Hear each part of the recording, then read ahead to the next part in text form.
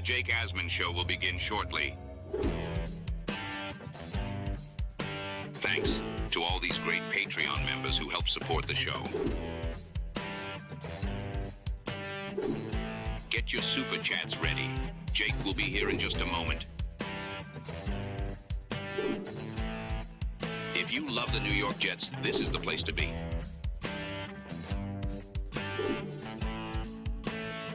And now, the Jake Asman Show.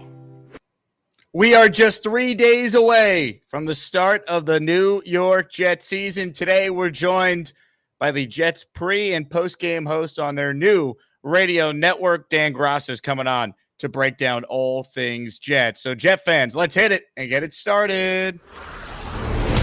Man, our Jets are primed for a historic season.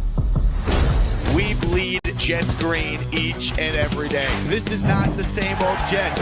We have Aaron freaking Rodgers. We have Garrett Wilson. Let's go. We have Breece Hall. Please subscribe and hit the like button below. Super chat, baby. Cut the line. We have Sauce Gardner. We have Quinnen Williams. The Jets bandwagon is loaded. Now it's time to talk all things New York Jets. It's the Jake Asman Show. Here we go, Jet fans. Welcome in, everybody. Before we bring on today's awesome guest, a friend of mine, a coworker of mine, and someone you can now hear on the Jets Radio Network on a rock station, but nothing changes there with Dan Graca and Greg Buttle doing the pre and post all season long. Huge announcement. We just hit over 400 RSVPs for the best watch party of our lives this Monday. We still have open spots. If you want to come on down to T-Squared Social in Midtown, make sure you click that RSVP link in the description for the video. Place is going to be rocking. We got Asmaniac drink specials. We got food specials. We got the game on every TV with the sound on. Get ready, Jet fans. It is going to be an absolute blast. Thank you to everyone who's coming out. Looking forward to seeing many of you once again and meeting many of you for the very first time. Kickoff's at 8:15. Party starts at 7. You can get there before then. Get your drinks in. Get your food in. Let's go Jets, baby. We are just days away. And joining us right now is someone who knows the Jets as well as anyone. You could hear this guy doing pre and post all season long on the Jets Radio Network. We say hello to Dan Graca. What's up, Dan? Jake, how are you, man? I got a question for you, though, before we start. This big party you're doing on Monday, the watch party, you did make sure that the place that you're having this party at does not have DirecTV as their primary television operator, right? Because I think that would take a lot of the buzz out of the party if you can't actually, watch the game. You know what I'm saying? Yeah, you make a great point. I have confirmed that no matter what's going on with DirecTV and Disney, that the game is going to be shown. And I know you ran into that issue last week, right? You're trying to watch the LSU-USC game. I saw your tweet, DirecTV, pop, boom, there it goes. You can't watch any of it. Still running into it. And, I'm a big tennis guy, as you know. And so, the final week of the U.S. Open here for the last 4 or 5 days, I've been listening to it on the internet radio stream like it's 1940 for crying out loud, listening to tennis on the radio. So it hasn't been fun. Hopefully this thing gets resolved because there's a lot of people like myself that are annoyed over the whole thing. Well, I'll tell you what, Dan, as a thank you for coming on. I am a noted pirater of logins to various things. I think you know that when we did that DNR show together last year. So I got you. If you need an ESPN login, all right, I'll text it to you after the show. I appreciate it. And hopefully the authorities aren't watching. Any cops out there? I mean, just look the other way. As far as this Jets season goes, Dan, I mean, you and I were talking a little bit before. It just feels like the second Rodgers went down a year ago, we have been waiting for this moment again. Because no matter how you thought the Jets would do post-Rodgers injury, there was no path for them to truly compete for a Super Bowl in the opinion of many, and certainly my opinion. So here we are once again. How do you feel about this team just a couple of days out from it starting up once again with Rodgers? Well, I think you hit it on the head, right? I mean, I think as we've gotten closer here, it starts to come into focus a little bit clearer. And, I've just, no matter who I talk to, whether it's players, people around the team, even just, people in the business, it's almost like this date has been circled on the calendar pretty much since the fourth play of the season last year. And I even had to remind a couple of guys yesterday when I was in the locker room, I was talking to Breece Hall, and he didn't even, put 2 and 2 together that, wow, it's almost a year to the day. Like, athletes don't think like we do, right? They're just worried about, hey, tell me who we're playing when and I'll be there. They're not looking at all the secondary storylines. But think about it, right? It was September 11th of last year. Monday will be September the 9th. And I think from the fourth play of the season, I think anybody around the New York Jets realized, all right, to win big, we're going to have to get the quarterback on his feet, healthy, and a part of this offense again. And that wasn't going to happen until Monday night. So I don't know if it's going to be the 5th play of the season or the 5th game of the season. I don't know when you feel truly okay that we put last year completely behind us, but it will be nice to see the quarterback out there because now you have a chance to do some special things once again. What have been your thoughts on the quarterback watching him this summer? I've been to about 5 practices. You've been to a bunch of them, probably more than I have. You've watched Aaron Rodgers up close all summer. What are your thoughts on how he looks and how that maybe translates to your expectations for him coming off this injury with this team, his age, all the storylines that surround Aaron Rodgers? It's night and day, right? I mean, it's night and day. Last year, and look, I don't want to throw shade or cold water on any of the guys that held the quarterback position down last year. I mean, clearly they're not Aaron Rodgers, and there's not many guys that play this game, have his skill level. Only one guy's won more than 4 MVPs, and that was Peyton Manning. You know what I mean? So think about what this guy's accomplished. He's one of the best to ever do it, but it just completely translates what this team is capable of doing, right? And I don't even think when you look at this roster, because that's the other thing too, Jake, right? I mean, you look at the roster from top to bottom, it's a better roster than even the one that they opened the season with last year. I don't even think Aaron Rodgers needs to play at an MVP level for this team to be successful. I mean, if you got the season that he played in Green Bay in 2022, which was, okay, maybe not at his MVP level, but it was still going to be head and shoulders better than anything the Jets have gotten at the quarterback position in years, that's more than adequate for the Jets to arguably win a division, win playoff games, and make a deep march into January/February. I really believe that. I think the biggest difference, Dan, when you bring up the roster year over year is one, obviously you have a better backup in Tyrod if God forbid there is some sort of conventional, quarterback injury to Aaron. But this offensive line, I think, has a chance to be a strength. Maybe like people have said, oh, it just needs to be average. Well, they get some injury luck along the way. And, you feel pretty good about Olu Fashanu being your swing tackle. Find me a team that has that as their 6th offensive lineman. If they stay, relatively healthy, which is a big if with the Jets, I understand. But this strength of the team with Brees and this O-line, like you're not asking Aaron to throw 35, 40 times a game. I think this O-line has a chance to be the best the Jets have put on a field since the last time this team had sustained success in 2009, 2010. And you saw Baltimore last night in the opener, right? You don't think they're going to miss the 2 guys who were starting for them last year and now we're going to be starting for the Jets? And, it's funny. Maybe the most unheralded guy on this offensive line is John Simpson, because I think that a lot of the people around here don't know him that well. They didn't really get a chance to lock in on him when he was with Baltimore. But Aaron Rodgers talking him up again yesterday, and other guys have talked him up all throughout camp. I think Jet fans are going to be pleasantly surprised when they see him slide into left guard starting on Monday night and really just see this offensive line as a whole. Unfortunately, fans kind of almost don't get a true appreciation just how good a player Elijah Vera Tucker is, because we haven't seen him finish a season in each of the last 2 years. Think about what it means to have him back into the mix. And, Tyron Smith, I mean, the Jets haven't had a tackle protecting the blind side this good since, DeBrickashaw Ferguson's best days. And if he could just stay out there and stay healthy, they're going to do all they can to minimize his practice reps and minimize the wear and tear to make sure that he can go out there and play as many games as possible. That's a huge, huge pickup for this football team. And, you mentioned Olu. Think about all the valuable work that Olu's going to get this year during the week, because they're going to give Tyron Smith his veteran days, and he's not going to practice some days, and then Olu's going to get those first team reps. So in a pinch, if he does have to step out on the field, he's going to be more than prepared to go out there and play. So for the first time in a very, very long time, if they could stay upright, and we say that about a lot of things, right? If I think the offensive line is really in a good place and should be a foundation for this football team. So here's really the question I have. And, Dan Orlovsky, made this comment the other day, and I've been saying it for months on the show. Like, if you just look at the Jets roster, right, remove Jets from the helmet, to me, they're as talented as any team in their own division, maybe the most talented team in the division. I would pick them to win the AFC East. I think comparing the roster to some of the other teams in the conference, it's right there with any of them. So other than the caveat of health, which you could say for every team, I promise you, if Lamar Jackson went down on the 4th play of the season last night, the Ravens season would be cooked as well. But besides health, what stops the Jets from being a damn good football team this year? Because they won 7 without a quarterback the last 2 years with mediocre quarterback play. This to me has a 10-win floor. What are your thoughts on that? You just said it. Health. Right. And again, you could say that about a lot of teams, as we noted, right? Especially at the quarterback position. You take either one of the 2 quarterbacks off those teams that played last night, they're not even close to championship caliber. Not even close. I mean, they might have good seasons, but you're not talking about them winning the whole thing. And you look at the last 2 years. They've had top 5 defense. They've had top flight special teams. What's been the thing holding them back? It's the offense. So really, if you want to narrow it down, that's the side of the football that they can ill afford to have any sort of issues. They've got plenty of options at wide receiver. You got arguably the best do-it-all back in the league, not named Christian McCaffrey and Breece Hall.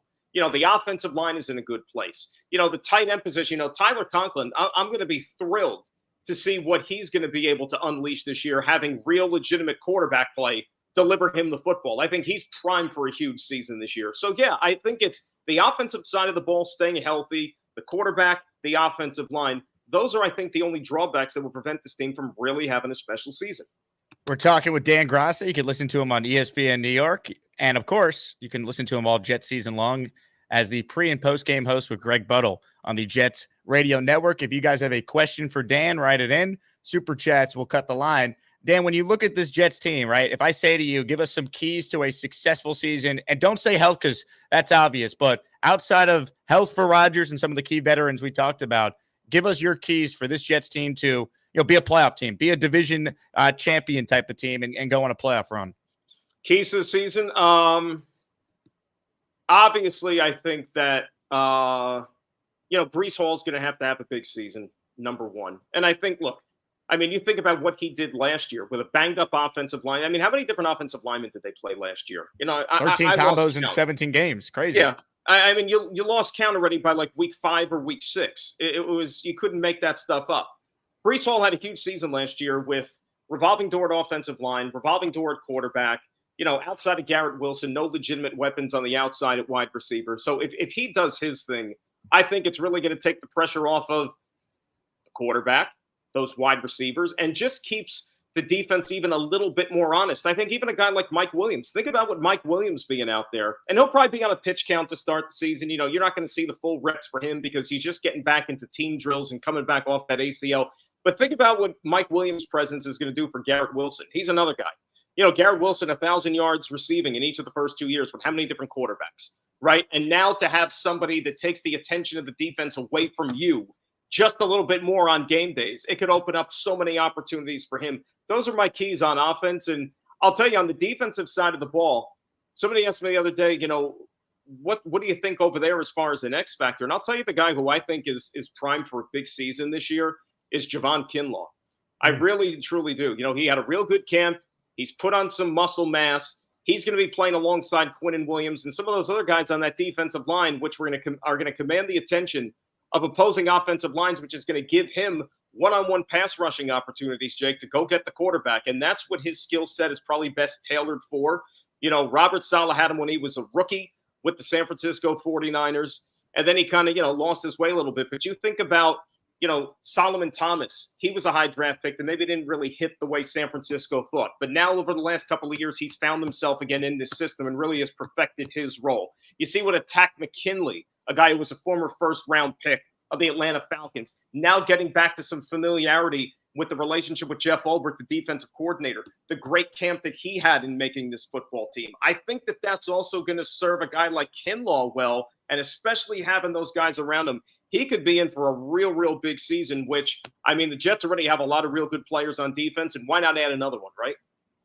Today's Jake Asman Show is presented by my friends at SeatGeek. Jet fans, use promo code Jake Asman for $20 off your first SeatGeek order. Jets home opener, I will be there. Are you going to be there? Let's go, baby. Use promo code Jake Asman. Get your tickets for that Pats game or the Broncos game the week after. Zach Wilson will be in the building. Bo Nix will start, but Zach will be there if you guys want to say hello to old Zachy Poo. Promo code Jake Asman, $20 off your first SeatGeek order. They got tickets for everything, not just the Jets, baseball, U.S. Open, concerts, you name it. Shout out to SeatGeek for being a part of our show. Dan, when it comes to this team, so much has been made about Robert Saleh. And my big thing has been, I don't think we know what he is yet as a coach. I can't sit here and say he's a great coach. I can't say he's a bad coach. I think he has a lot of qualities I like. I think he's shown signs of growth this summer even. How do you feel about Robert Saleh entering what is basically a pivotal season where if they don't win, he's probably not here next year? I agree with you. I just don't think it's hard to say that a coach, gets a fourth year. It doesn't happen that often, right? A coach with a losing record, I don't know how many games under 500 it is for the first 3 years, but most coaches don't get a fourth year if that's your wins and losses record in the first 3. But in a weird way, it's almost like he has an incomplete because he really has not had a legitimate starting quarterback yet in the first 3 years. And look at the NFL nowadays, right? I mean, you need one to have any sort of chance to even be above average. You need to have a guy who truly knows what the hell he's doing under center, and they haven't. The first year you give him a pass because they were starting from scratch, rookie quarterback, rookie play caller, rookie head coach. They kind of stripped the roster bare. But, the last 2 years, it's just been injury after injury after injury after injury, and the guy's really had no luck. And, if the quarterback stays upright this year, this team will win double-digit games. They'll probably make the playoffs, and then we could probably have at least a little bit better evaluation on what Robert Saleh is as a head coach, because I do agree with you that, if for whatever reason, whatever the circumstances, whatever the excuse, if they don't win this year, there's going to be changes. Let's face it, right? I mean, at the end of the year, this team is going to look a lot different in terms of who's calling the shots, who's on the sidelines, and that's what happens because it's a results-oriented business in the NFL. Now, Dan, as we sit here and talk, it's 10:50 a.m. Eastern on Friday. Haason Reddick, to our knowledge, is still not with the Jets. What's your take on that whole situation? Do you see Haason Reddick reporting between now and Monday? I mean, Saleh basically said, hey, if he shows up and is in good shape, we're not ruling it out yesterday. So what's your take on where things are with Reddick? Honestly, I mean, being in the building, and not just like this week, I'm talking even the last couple of weeks, even of training camps, this is going back a ways. It's almost like he's not on the team. Like, I'm being serious about that. Like, it's not talked about. You would know no different if Haason Reddick was in Brazil tonight with the Eagles, getting ready to play the Packers.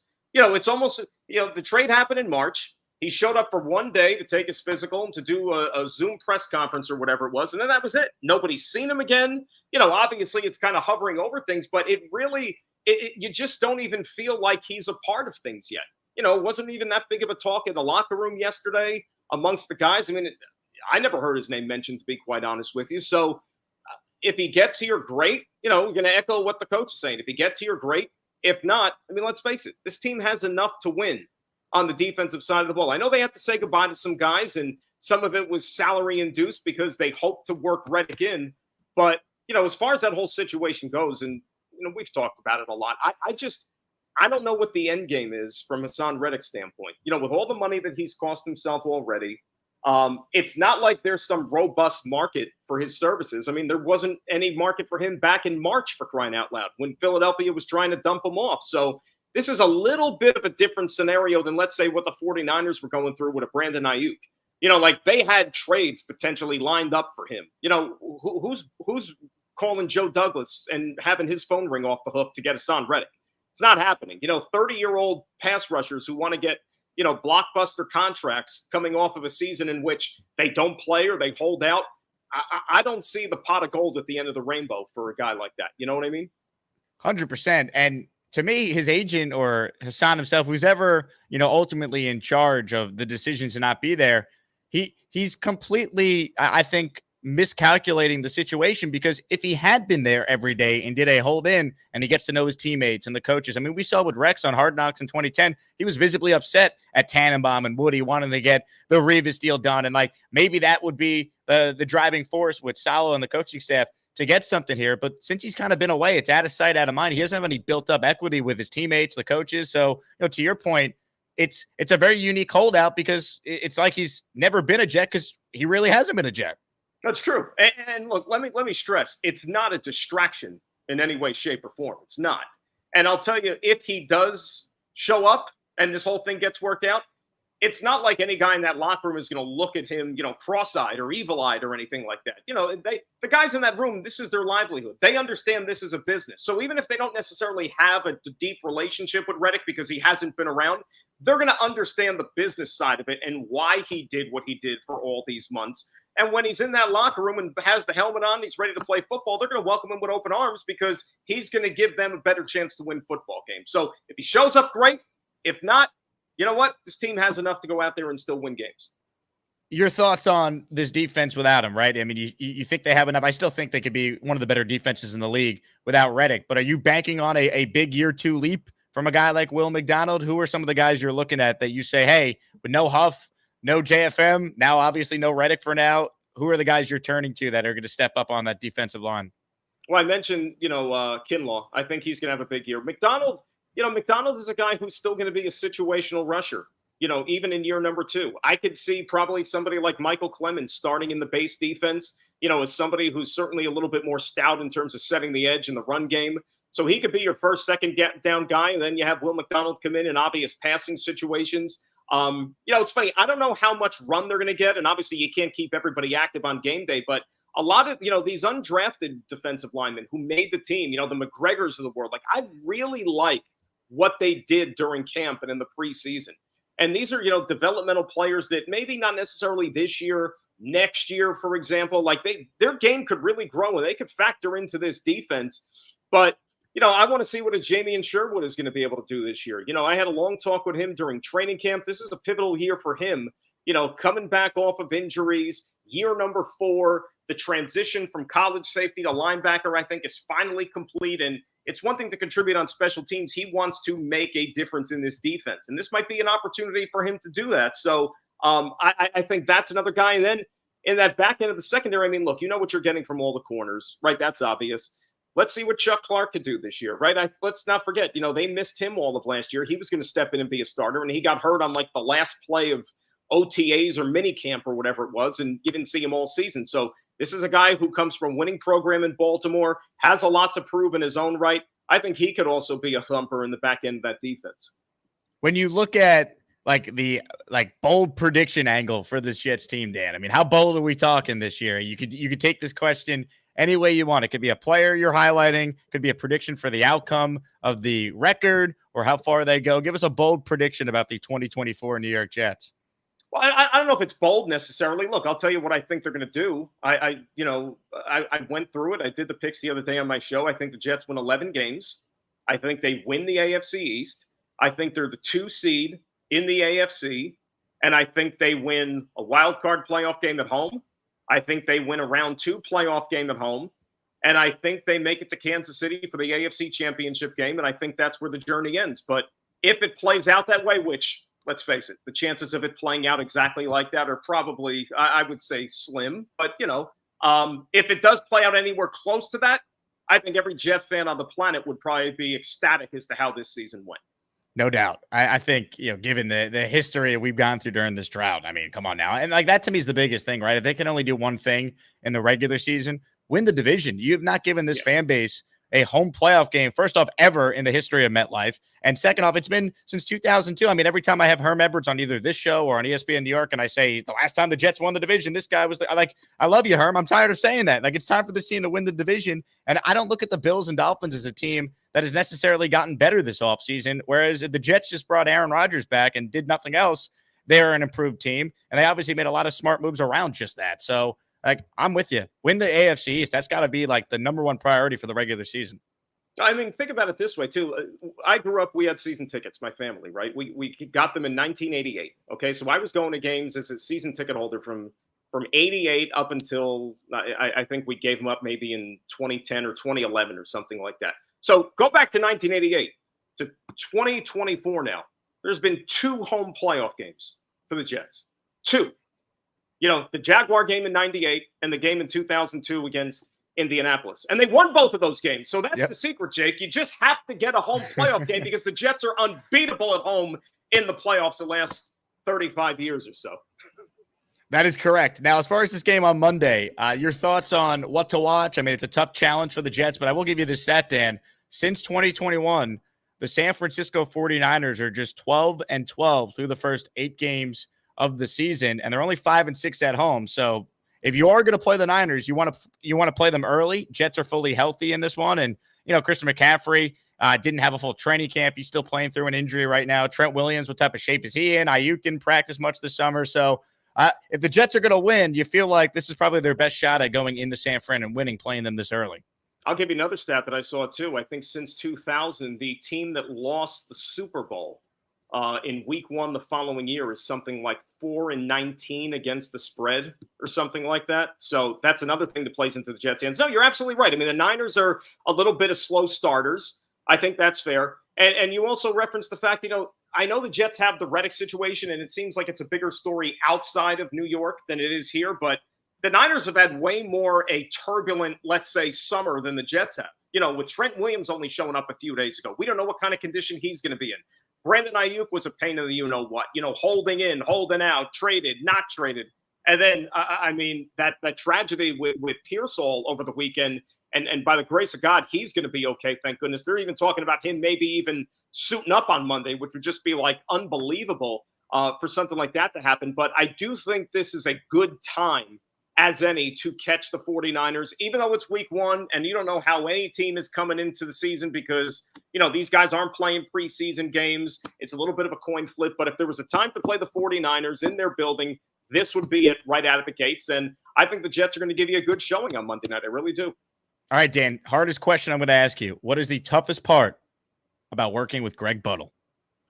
Oh, toughest part of working with Greg Buttle. Obviously, I'll tell you the toughest part for me is to keep a straight face, to be quite honest with you, because we have our laughs. We try to keep it together on the air, but as soon as the mic is off, we're just either, ripping one another to shreds over what one of us said or somebody else. It's just, we have a good time, and that's what makes it enjoyable because, look, since he and I have been doing it, this is going to be our 7th year together.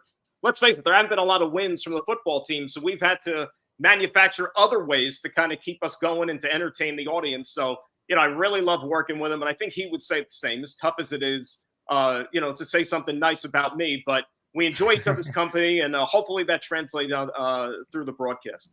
All right, final question, Dan. Who scores the first touchdown of the Jets season? Wow. Who scores the first touchdown of the Jets season? You know what? I'm going to say, because he didn't have one all of last year, Tyler Conklin breaks the rut right out of the gates. How about that? I like it. I like that. I think Conklin, you brought it up earlier. I think he is so underrated, and the stats bear it out. He's top 10 the last 2 years combined in receptions and yards. He just doesn't score any touchdowns because the Jets never score any touchdowns. It's not his fault. Well, and the problem is, too, let's face it, he has a skill set that I don't even think has been totally taken advantage of by the Jets because they haven't had quarterback play consistent enough to be able to utilize his strengths. By the time you get through your progressions and whatnot and see a guy wide open beating his man one-on-one in the middle of the field, you're not looking that way. But maybe a more experienced quarterback will start to do those things this season. We hope. We certainly do hope. He is Dan Graca. You could listen to him on ESPN New York, ESPN 880, or the ESPN New York app. You also, of course, can listen to him all Jet season long on the Jets Radio Network, hosting both the pre- and post-game show with former Jet linebacker Greg Buttle. Dan, always great to get you on this show. Hopefully we get a chance to do some more shows on the radio together as well. Thanks so much for your time this morning, and let's have some fun on Monday, man. The season's finally here. Absolutely. Go Jets. Be good, Jake. He's Dan Graca. My name is Jake Asman. We'll continue right now. Please hit the like button if you're tuned in. Make sure you guys subscribe to the channel if you haven't done so already. Reminder, we dropped a full line of new merch inside the Jake Asman merch store. It's Emoji Week. All your favorite channel membership emojis are available in t-shirt form. Well, all of them but the Jake and Aaron Rodgers shirt because that got flagged. Apparently, you can't print the shirt with Aaron Rodgers' face on it. Wasn't allowed to do it. So all the other ones should be good to roll. So you can check it out, jakeasman.com/shop if you are so interested. Shout out to everyone on Patreon. You get 15% off with your channel membership when you use your Patreon promo code that you get when you sign up at patreon.com. All right, comments, questions, super chats. We'll cut the line. We'll open it up right now. Reminder this afternoon, Boy Green will be joining us in his weekly spot at 4 p.m. Eastern time. Omari with a super chat. The Dolphins are throwing around money at this point. 24 mil for Jalen Sauce will be next. So this just came down. The Dolphins gave Jalen Ramsey an extension to now make him the highest paid corner in the league once again in front of Patrick Surtain. So $24 million a year for Jalen. Sauce's next contract probably starts at $25 million a year. Next guy up.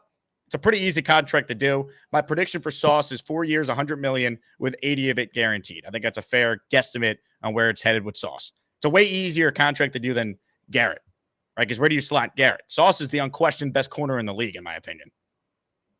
And even if he's not, if there's a debate, he's close enough to the top where the next guy up is going to reset the market. Remember when Trevor Lawrence became the highest paid quarterback? Next guy up. So that'll be Sauce next year. Felix checks in with a super chat. I totally agree that Reddick is hurting himself. He will never get where he wants if he doesn't show up and show out. There is no team next year that will pay him what he wants. I agree. And all you need to know about Haason Reddick, Felix, is a guy who despises the Jets with every fiber in his body, Michael Lombardi, actually is on the Jets side in regards to the Haason Reddick situation. The holdout that I don't get, it goes down. It could be as bad of a holdout as Le'Veon Bell's holdout was years ago. Is the Haason Reddick holdout? I don't understand that one. You're just giving away money. It makes no sense. You're due to make $14 million this year. You're going to become a free agent next year, and now you're going to pay almost $7 million worth of fines. I don't see how who's ever given Haason Reddick advice. This is good advice. Like, hold in if you want. Go in there and hold in. That seems more. But to get fined and not be able to get your money back, to me, is problematic. So, I think that's a real issue. And the Jets haven't seemed to move. I don't know why they would move now if they haven't moved before. They're not going to move now, especially a game of chicken. Now, how we got to this point, I think it's certainly fair to criticize the general manager. I know I have. I wanted to keep Bryce Huff. I wanted to just sign Jadeveon Clowney when he was in the building before Reddick was even a possibility. But I'm not going to criticize the approach the Jets have taken for here. You can't cave now. No way. Gusbuster Hotline's open. Charlie the dog groomers first today. Hello, Charlie. Charlie, unmute your mic, my friend. Hello, Jake. Hey, How's Charlie. it going? You have Barney with you today? Yeah, this is Barney here. Say hi, Barney. This is an interesting way to start. I'm actually laying in bed right now because I actually have a day off today. That's good. I'm glad to hear it. Yeah, after a long night at main event. It was fun. You enjoy the mobbed. game? Yeah. It was actually mobbed.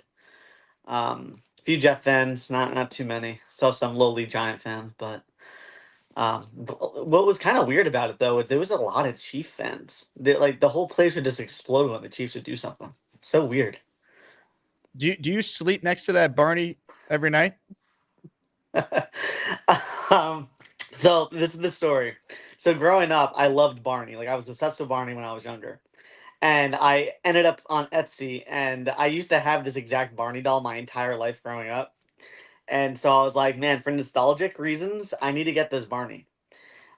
This is the Barney that has Barney on the foot here. So this is from 1992, this one here. And like, even his teeth are kind of getting like decrepit. I don't know if you can see that, but they're kind of like, they're peeling away a bit. So I just kind of keep him here in my bed. And it reminds me a little bit of my childhood. And, I'm not too much into, all that, self-soothing and stuff like that. But, I guess Barney is an exception. So, yeah, that's kind of the story of how Barney came to be here at the Hart household. That's my last name, Hart. Well, Charlie, thank you for calling in. Oh, one more thing. Oh, go ahead. Of course. What was I about to say? Okay, so the Jet game. Jets will win. Let me give a prediction. Jets will beat the 49ers 23-17. What does Barney think? Barney, what do you think? Well, let me tell you this now, kids. The Jets are going 17-0, and they are going to win the Super Bowl and shut all the stupid haters up. I love you, and you love me. Bye. Thank you for that, Charlie. I've taken a lot of calls on this show that make me question everything. That right there is near the top of the list. That was something. I mean, you can't script this show, folks. Now, if you're still watching after that, thank you. God bless you. Please hit the like button and subscribe to this channel. I would have needed it after that one. Wow. That was something. Fly by night with an Asmaniac super chat. Let's go. I wish I can go to T-Square, but I'll be at L5 week 3. See you there. For those who can't make the watch party for week 1, because it's a Monday night, how about week 2 against the Titans? It's a 1 o'clock game the following Sunday. I'll be there. Reese says this show is unbelievable. That's one way to describe it. Congrats to Charlie on making the best of the Jake Asman show with Barney. That will be in there. Good God. Super chats coming through the pipeline. The big fella who bought his own shirt for his wife this morning. Ravens took a step back from last year. Poor tackling and Lamar running for his life. The loss of Patrick Queen is huge, as well as Moses and Simpson. Not scared of the Ravens or Chiefs. Jets AFC champs. One game. Chiefs are still the top dog until someone beats them. Last year, they were supposed to have a down year. It looked like they were, and they went on the road and won the Super Bowl. That said, I don't think how Lamar played last night is sustainable. He's going to get hurt. Their offensive line needs to get stabilized. It's one game. I mean, they're introducing 3 new starters on the O-line. 2 of them are now with the Jets, as we know, and Simpson and Morgan Moses. But I look at this Ravens team last night, and Lamar, as great as he is, when he needed to make a play from the pocket, he missed a guy open in the end zone that would have been a touchdown. And I know he threw the touchdown the next play to Likely, and maybe if he was wearing white cleats, it would have been a touchdown. There would not have been conclusive evidence to overturn it. Whatever you want to say, it was that close. I get it. But the previous play, really the previous 2 plays, you could argue he missed receivers open. Certainly the Zay Flowers one the guy was open. Likely, that was a tough play in the corner where we thought he got hurt, and then he came back in and made the catch on 4th down that didn't count. But I don't trust Lamar in big spots for moments like what we saw last night. You could say that's not fair, but it's just like when you need the win from the pocket, that's why I'm taking Burrow. That's why I'm taking Allen. That's why I'm taking Rodgers. Like in those spots, assuming Aaron Rodgers is close to what he was. Lamar's great, and he was awesome last night. With a bad O-line, he gave him a chance because of his athletic prowess, but that's kind of how I looked at it last night. The Chiefs are still the Chiefs, all right? And if you bet the Chiefs -3 like I did, you won. So we'll take that, starting the regular season 1-0 with bets. More calls right now. Jay Quest is on the line. What's up, Jay Quest? What's up, Jake? How you doing? We're living the dream, Jay Quest. Yeah, man. I just want to give my condolences to Ricky, New York. Prayers to him and his family at this time. Yeah, I don't know if I don't know, like that I saw that right before I signed on. So I sent Ricky a note on Discord, but thoughts are obviously with Ricky, who's going through a very serious family situation right now. Absolutely. What are your thoughts on them enforcing this new rule with the linemen having to be up? What's your thoughts on that? You think the Jets are gonna get fucked? Probably. I hate it. I think it's terrible. Yeah. No one's asking for the NFL officials to impact the game more. All right. It's like it's like they go into the season being like, let's make it about us tonight, boys. Let's go. Like, enough. No one cares. Yeah. I feel like we're going to get like a big touchdown from Garrett, and then like you're going to see the flag. Like they could basically throw the flag whenever they want because all the linemen are back, I feel like. I don't know. It just scares me a little bit as a Jet fan because we seem to get screwed like constantly. Oh, so we're certainly owed some good calls. So absolutely. Maybe we get lucky. Yeah, I'm looking forward to Monday the game. I can't go to T Squared. I'm watching it with my sons, so I'm gonna stay home. But I don't know. It's gonna be a tough game, I think. But I feel like we can pull it out. You better be at week 2, Jay Quest. No excuses. Sunday? I'll be at week 2. I'll be there 1:00. I'll just go straight to work after the game on Sunday. Mm-hmm. So let's go, Jay Quest. Let's go, Jets, baby. All right, have a good one. The great Jay Quest checking in. He's got his membership. He's got his name. All is seemingly right in the world. Prayers up to Ricky, though. I wasn't comfortable talking about it till I, speak with him personally, but I sent him a message and everyone's, send a well-wish prayer to Ricky NY, one of our great listeners. Kyle Clifton's next on our show today. What's up, Kyle? What's going on, Jake? 2 things. I don't know what the Dolphins are doing extending Ramsey. I think he's starting to show a little slippage, but more power to them if they want to give him top of the market money. That's great. And I want to push back a little bit on something Dan was saying. I've been a Jet fan a very long time. We've been to 4 AFC Championship games on the road since I've been a Jet fan. It's not good enough anymore. 82, 98, 09, 2010. Yep. Right. I was actually at Pittsburgh game. It was so cold your beer would freeze over when you went to the concessions. We got Aaron Rodgers to take us to the next level. Now, if the next level is getting to the Super Bowl, yes, I would hope and expect to win, but we've got to get over the hump. We've got to host some home playoff games. We've got to get to the next level to be taken seriously by the rest of this league. And if we don't do that, then I don't know what we're doing. And I think it's time, and it's my hope and expectation. I think Rodgers is still good enough. He can take us there. but I don't want anyone to think that I'm satisfied with going to another AFC Championship game on the road. I'm not. I think it depends how it looks, right? If they're a wild card team making that run, I think you feel differently. If they're the 2 seed, right? They have home playoff games, and it's like, you know what? Like, let's go, man. Like, Chiefs are trying to do something where they haven't. It's never been done. 3 straight Super Bowl wins. Like, beat them. Like Right. I think it depends how it looks, who's healthy at that time. I do understand your point, but I can't sit here and rip the Jets if they win 2 home playoff games, as Dan predicts, and they lose to Mahomes at Arrowhead. You know what I mean? Like, it would be tough for me to kill the Jets when they had not been in the playoffs in 14 years, So I understand your point, but I think there's got to be, some nuance to like the take after we see how it plays out. And I think my take is a little bit nuanced. It's, you know what? I don't know if I'd be killing them, but I want the bar to be a little bit higher at the same time, if that makes any sense. Yeah, I get it. We got to see what Aaron Rodgers looks like, though. What if he's like, I don't think he's going to be washed, but what if he's like Peyton Manning in 2015? Then it changes the conversation. All right.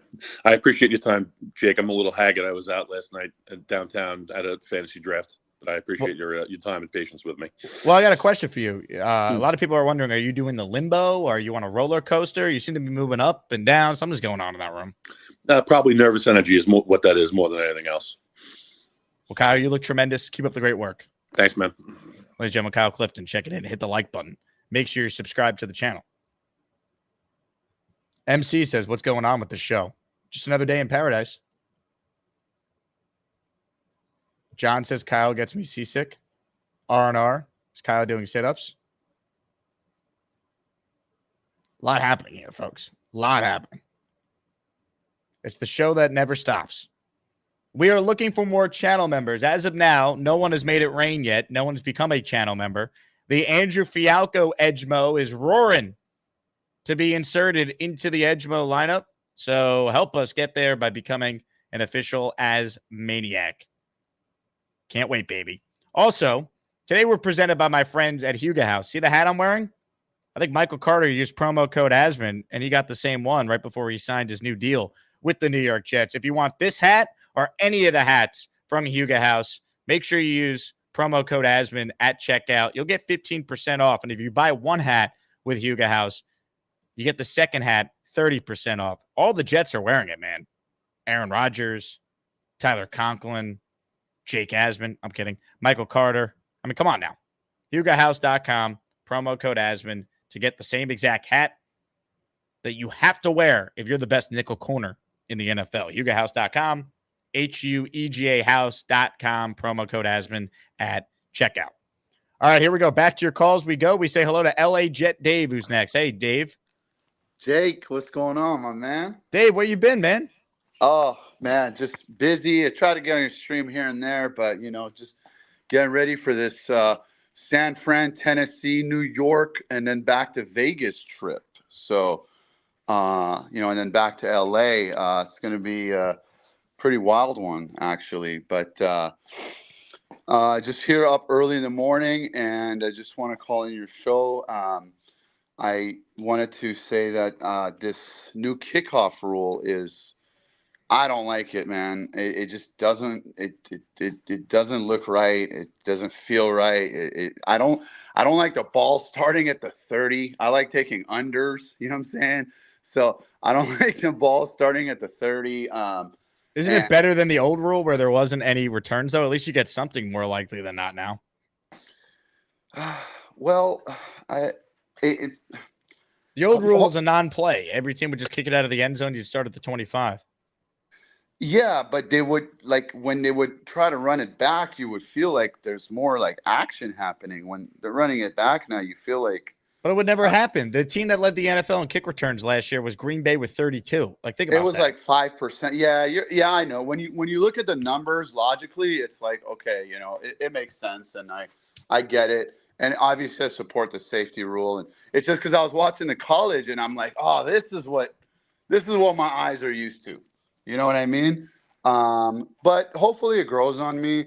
Other than that, I'm getting really sick of this Reddick situation, and I don't even care whose fault or if we screwed up, he screwed up. I just don't want this to be lingering over us. We got, potentially one of the most important games right now in the last how many years. You know, I became a Jets fan when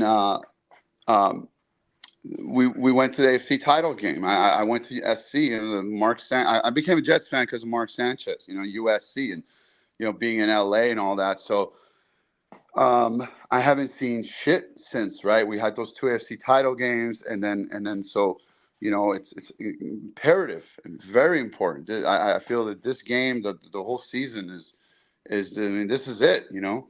And so for us to have this lingering kind of doubt and this thing over our shoulder is very anxiety inducing. And I just want to get this thing resolved. And, you know, I'm kind of over it, man, but I'd love to have the guy come in and get it done, but it's sickening to me at this point. You know, I want us to go in and not have some BS like Jet, like undecided, like, you know, front office like situation going on. So I don't know, man. Like, what do you think? Yeah, Dave, I appreciate the call, man. The way I look at it is this. At this point, if he shows up, great. You got to move forward.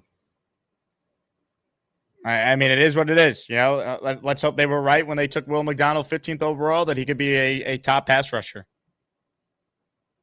Because that's the thing. He was the 15th pick in the draft. Like, let's go. Take a leap in year 2. Everyone talked him up. Javon Kinlaw should be good.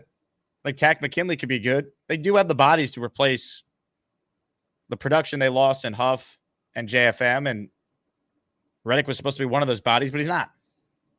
You know, this coaching staff won a game against an undefeated Eagles team last year without 3 of their top 4 corners.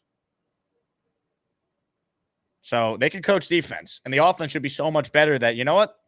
If the defense, instead of being 3, is 7 this year, that should be good enough to win 11 or 12 games if Aaron Rodgers and this offense with Brees and Garrett, et cetera, is good enough to be a top 10 offense, which I think they will be. It's unfortunate, but, like, you know, I think Haason Reddick has been given some bad advice, or maybe they're telling him to show up and he's not. But the whole thing is a terrible look all around. But I think he actually looks worse now, because what's the win here for him? You know, I saw a great breakdown of how much money Haason Reddick has cost himself so far. This is from the account Spot Track on Twitter, and anyone who, you know, is into salary cap stuff, Spot Track is a great website where they basically have all the cap ramifications for all the major sports leagues, NBA, MLB, NHL, obviously football. So between fines and forfeitures, right, Haason Reddick has actually cost himself $5.07 million so far. He didn't show up to minicamp. That was $101.7 thousand fine. All the training camp fines have added up to over $2 million. Missing the preseason games is $2.375 million. He didn't get his $250K workout bonus. And the Jets gave him that discretionary fine of $300K. And now that the regular season is starting, according to this, he'll forfeit an additional $791,666 per regular season week missed. So this guy is costing himself so much money. If you're the Jets, you don't cave now. You see how stupid he really is? Sorry. I'll blame the Jets for getting into bed with Haason Reddick, because I didn't want them to let Huff go. I didn't want them to let Clowney leave the building. But at this point, like, they made the decision. You can't now cave and give this guy what he wants after all that. No chance. That's a lot of money. Dom C's in the house. He says Gator's looking at his chops right now watching this Charlie the dog groomer. Oh, yeah, that was a weird one. Hot take, Quinnen and Kinlaw have a total of 4+ sacks combined. I'll tell you what, Dom C, if that happens, then, I mean, is it fair to say that Brock Purdy would have been running for his life? Is Brock Purdy going to run for his life on the opener? Yeah! He's going to die. Let's go. J-E-T-S, Jets, Jets, Jets. Let's go.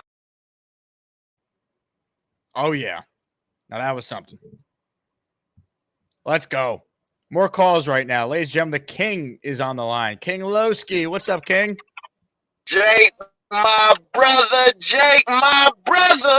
football is back and it's lovely, baby.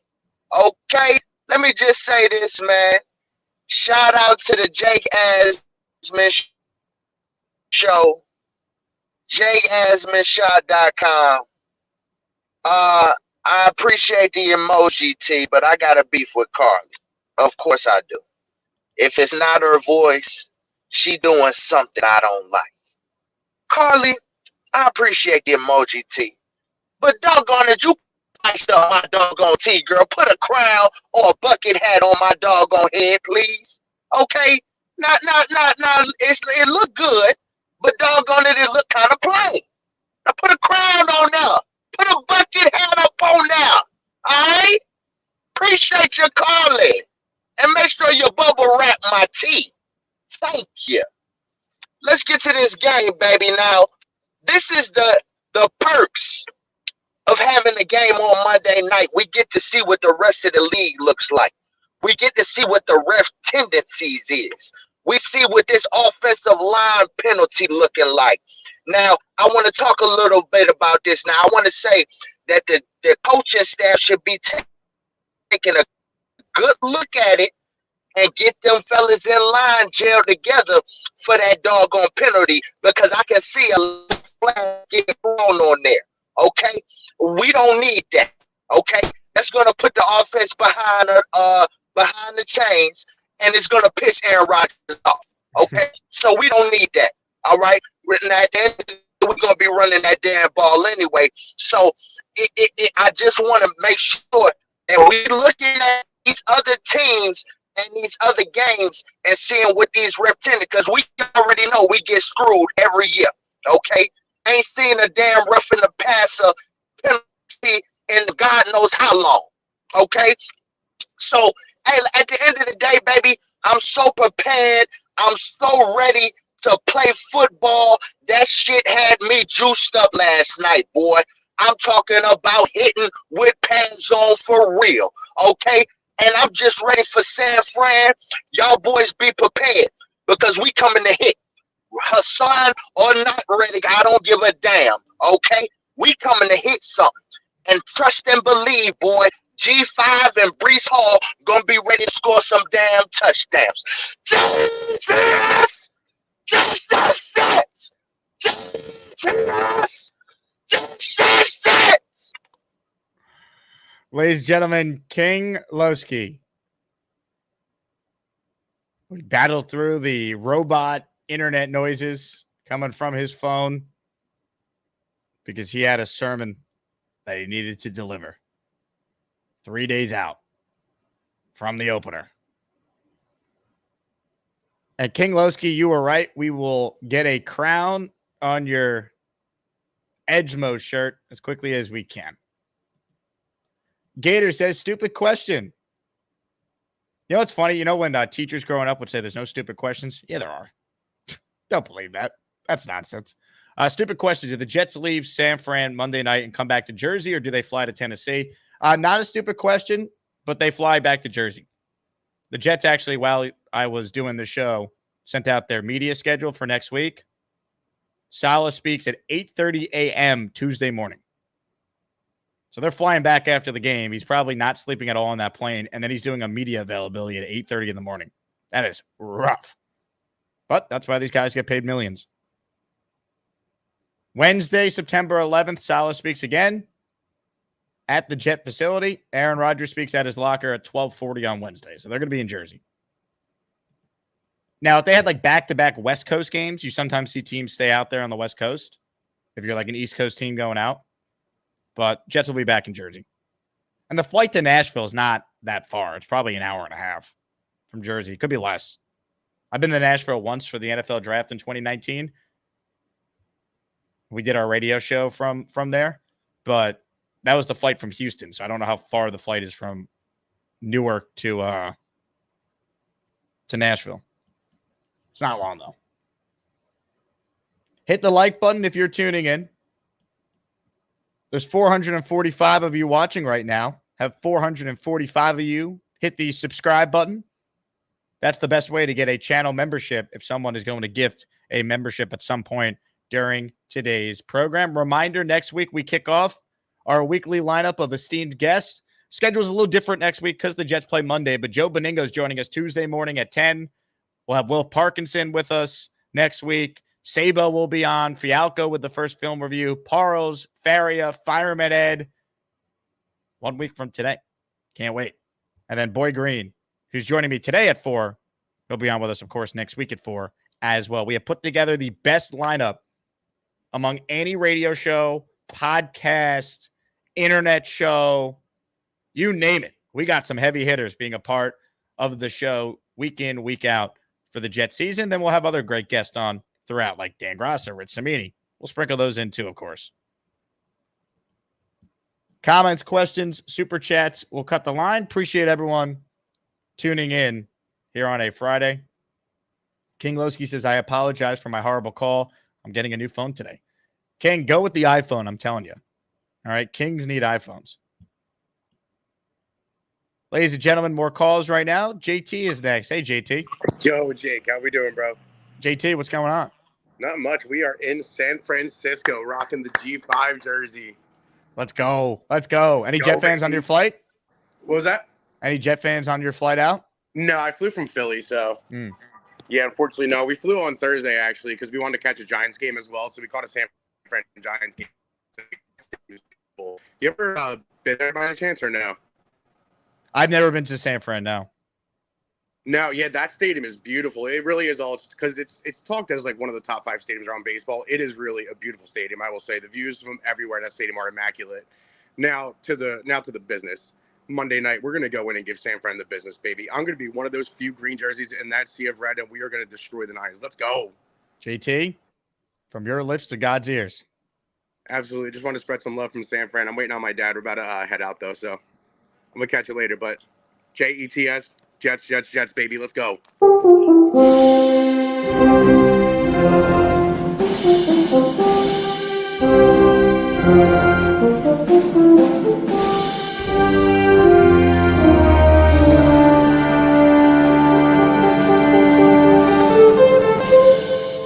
Let's go.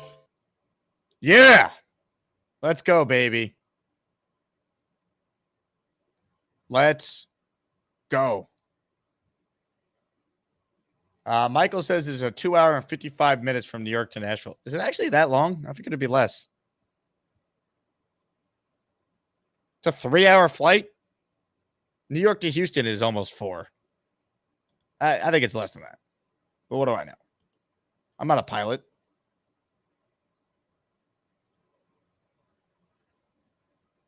Greg says, Greg, you definitely don't have membership gifts turned on because you're always in here and you never have a membership.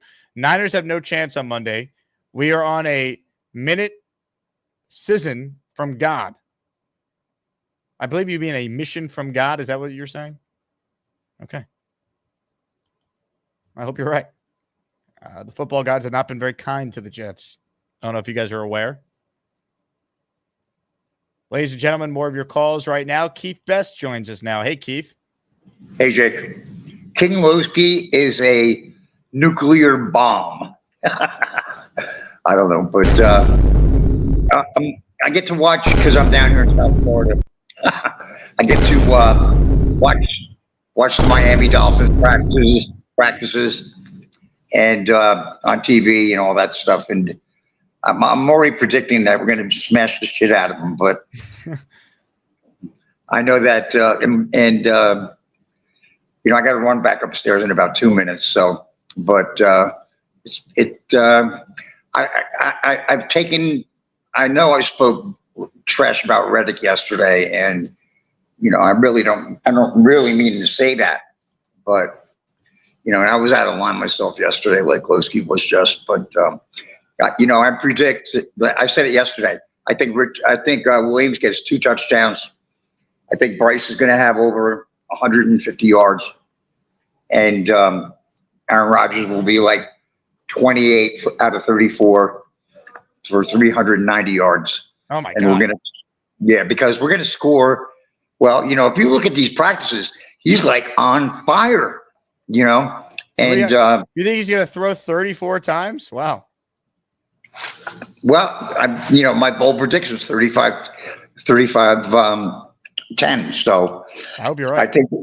I hope I am right. You know, my friends down here think I'm crazy. They're asking, what am I smoking? And, you take the shot, you just take the shot. And Sunday, I'll close with this. And Sunday, I'm going to church with my goddad, which I do every Sunday with him. And I'm going to wear my Aaron Rodgers jersey and I'm going to pray for the Jets' health and the win. So that's all you can do right now because all we're doing is talking about it. The game's coming up. Did you see I watched the Madden game yesterday, the Jets against the Bills, and we won 30. I think it was 38 or 37 to 27. I forget what the score was, but Conklin got like 3 touchdowns. And that's another one. I think Conklin's going to score a touchdown too on Monday Night Football, and we got so many weapons. Put Reddick aside. If he decides to come, great. If he decides to stay home, I don't really care. I think we got enough weaponry to destroy him. I was looking at the injury report for San Francisco, and there's only 2 people on it: Motto with his knee and somebody else with an elbow or something. So they only McCaffrey's on it. Huh? McCaffrey's on it. He was limited with the calf and Achilles. Yeah, I saw that too. Yeah, so I'm wrong, but I don't know. I don't think what's our injury report look like? Not much. I hope. Healthy. I haven't. Yeah, we're all 100%, 100%. All right, Jake, I got to go. I'll see you on this afternoon. Let's go, Keith.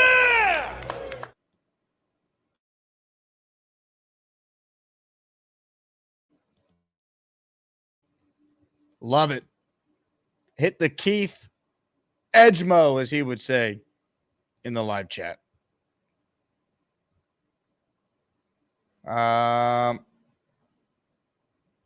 Nate says, a drunk call from Keith yesterday followed by a high call. Gray says, Keith, please send me your dealer number.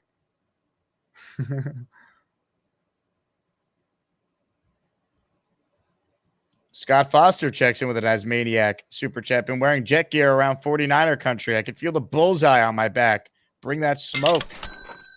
I love it. Let's go, Scott Foster.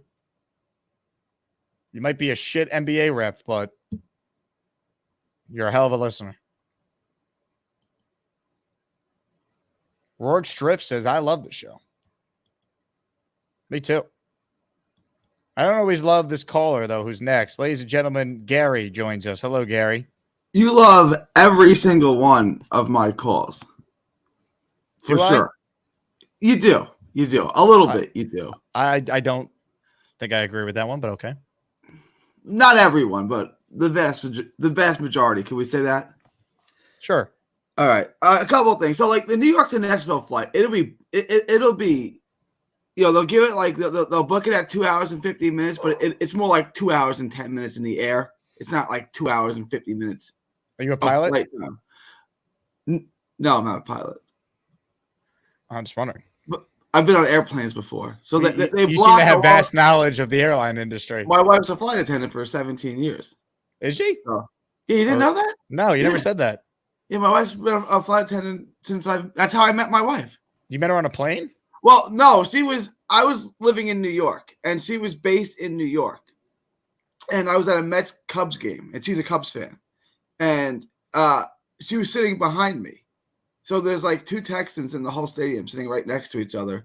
And she was sitting behind me, so I was flirting with her, and I got her number. But you're from New York. You're not a Texan. Well, I was born in New York. That's right. True. You went to Hofstra. I came back to New York when I was 18.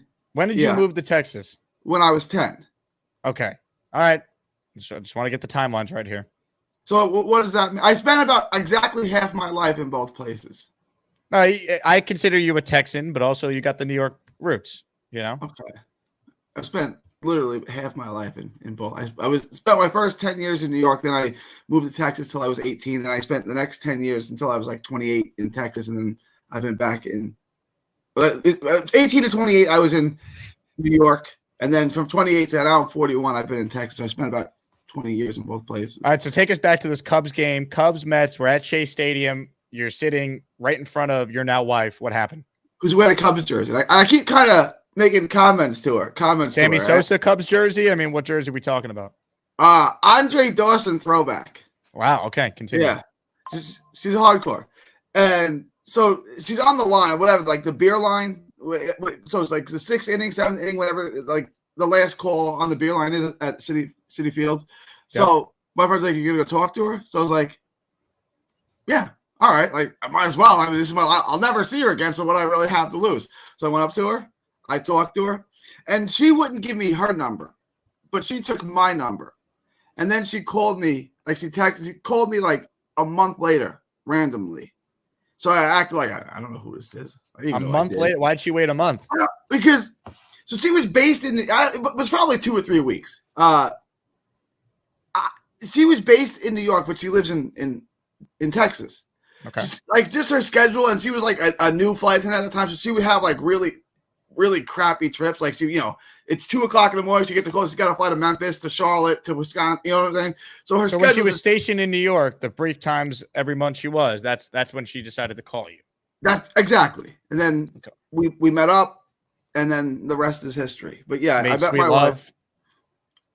Boy Green style. Really inappropriate, isn't it, for a family show, Jake? Is it? I didn't say anything vulgar. I said sweet love. That can mean anything. Okay. Yeah, you can use your. But that's just my advice to Charles yesterday, right? Like when he was trying to rizz up Carly on their phone date. Oh yeah. Look, if I can get my wife on a beer line with 30 seconds to shoot my shot, you can do this with Carly. You can get this. You just stay focused. Keep your eye on the ball. You can do this, Charles. Well, a couple things. One, a message from Aaron Rodgers. Hey, congrats on the sex. And 2, what was your line to your now wife, right? You went up to her on the beer line, but you had already been talking to her in the stands at the game, right? I was like making comments to her, like flirty comments to her throughout the game. I just went up there and took my shot. I was like, "Hey, you in the dark hair, what are you up to? Like, where are you from?" And then she told me she was from Texas, and that kind of set the whole thing off. Interesting. So then you got her number. She eventually hit you up. She's back in New York. Where was the first date? We went to this Mexican restaurant in Kew Gardens. I was living in Astoria at the time, and she was staying in Kew Gardens because that's what they have these things. LaGuardia and JFK, yeah. Yeah, it's right in the middle. So that's why like a lot of the crew they have crash pads, they call them, and they just live there in between flights, and so it was right near her place. And she didn't know me that well, so it's like in case I was a weirdo creepo, like she wasn't far from, because she met me there. I didn't have to pick her up or anything, so she just could go back to her place. And it was game 2 of the 2000, I guess it was the Celtics Lakers NBA Finals. The one the Lakers won, where Artest hit the 3 in game 7. Okay. So whatever year that was, 2010, I guess it was 2011. Sure. Yeah. And it was game 2, and we're on our first date. And I keep looking at the screen, and she gets a call at like 10 o'clock, and she's like, "I got to go to Vegas." And I'm like, "Oh, I guess I screwed this date up by not paying her any attention and watching the game." But no, she actually had a flight. Like she actually had a flight in the morning to Vegas, like a 5 a.m. flight to Vegas. So I thought she was getting out of the date. So I was like, "Oh, well, I screwed that up." But actually, she had to go to Vegas, and she called me and she apologized and said, "We'll do this again some other time." And she came back like a week later, and we went on another date, and the rest is history, Jake. So were you long distance at first? How did you eventually get to Texas with her? Kind of, yeah, because like she'd be in New York, 3, 4, 5 days, 6 days a month, and we would hang out when she was on, when she wasn't working, but in New York. Mm-hmm. And then 10 days she's traveling, and then the other day she was home in Texas. So whenever she was in New York was basically when we hung out, and it'd be like every weekend, every other weekend, something like that. And then gradually she just would work more trips and take more A days, which is days like you're sitting at the airport or at home until they call you. And then we'd hang out until she got a call. And that's what we did for like the year and a half that we were dating. And then we got engaged and we moved to Texas, and then just like things were normal at that point. But when we were dating, she said, she was your age, I guess, 27. I guess we were. I'm not 27, but continue. You're in that ballpark of age. Yeah, okay. And she said, you have 1 year to propose to me. If you don't propose to me in 1 year, then I'm going to go see other people. And I never knew if that was legitimate, but I didn't want to call her bluff and get called out on it. So about 10 months into dating, I just proposed to her. And wow. Yeah.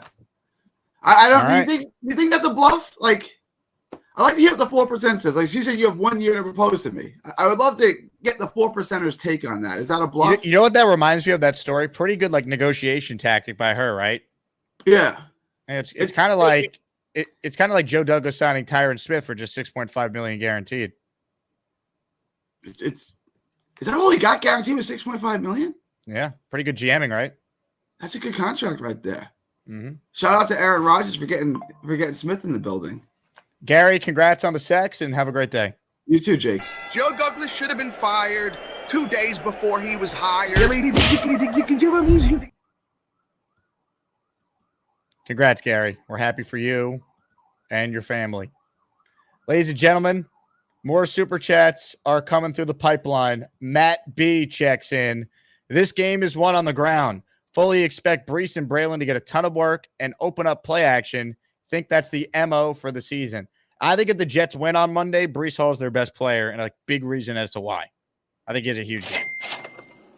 I think you want to have a ball control offense. You don't want Aaron throwing 40 times in his first game back. He could have nerves. He could have some jitters. Like I think he's going to be good this year. He might not be good the first game. And people will be like, oh, see, he's washed. He sucked. And it's like, relax.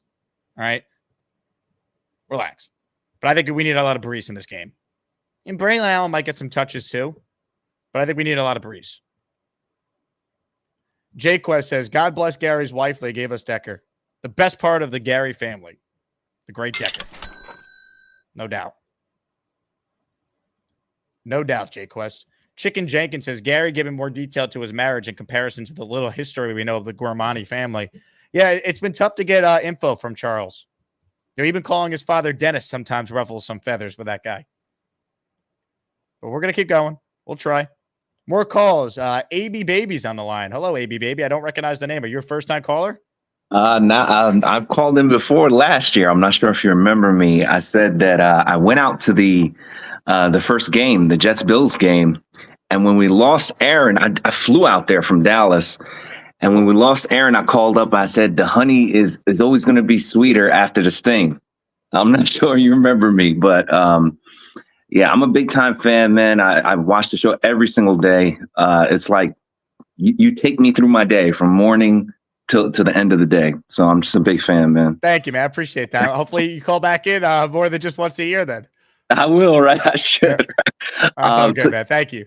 You're welcome. So I've been watching the Jets since 1996, and I can't remember a time that I've been as excited for the season. Maybe in the 2010 season, coming off the AFC Championship, but the vibes are just unreal. I don't even know what it's like to have this kind of quarterback play. I don't even know what it would look like to just have that kind of, like, Tom Brady was on the other day and he was talking about how there's a lost art in quarterbacking now, that the field general is no longer there. They're just pretty much going out there and they want players to advance very quickly, but the art of generaling the field, it's just not there anymore. And with Aaron, there's this crazy stat where it says 23 touchdowns, 3 interceptions, and 113 passer rating on Monday Night Football.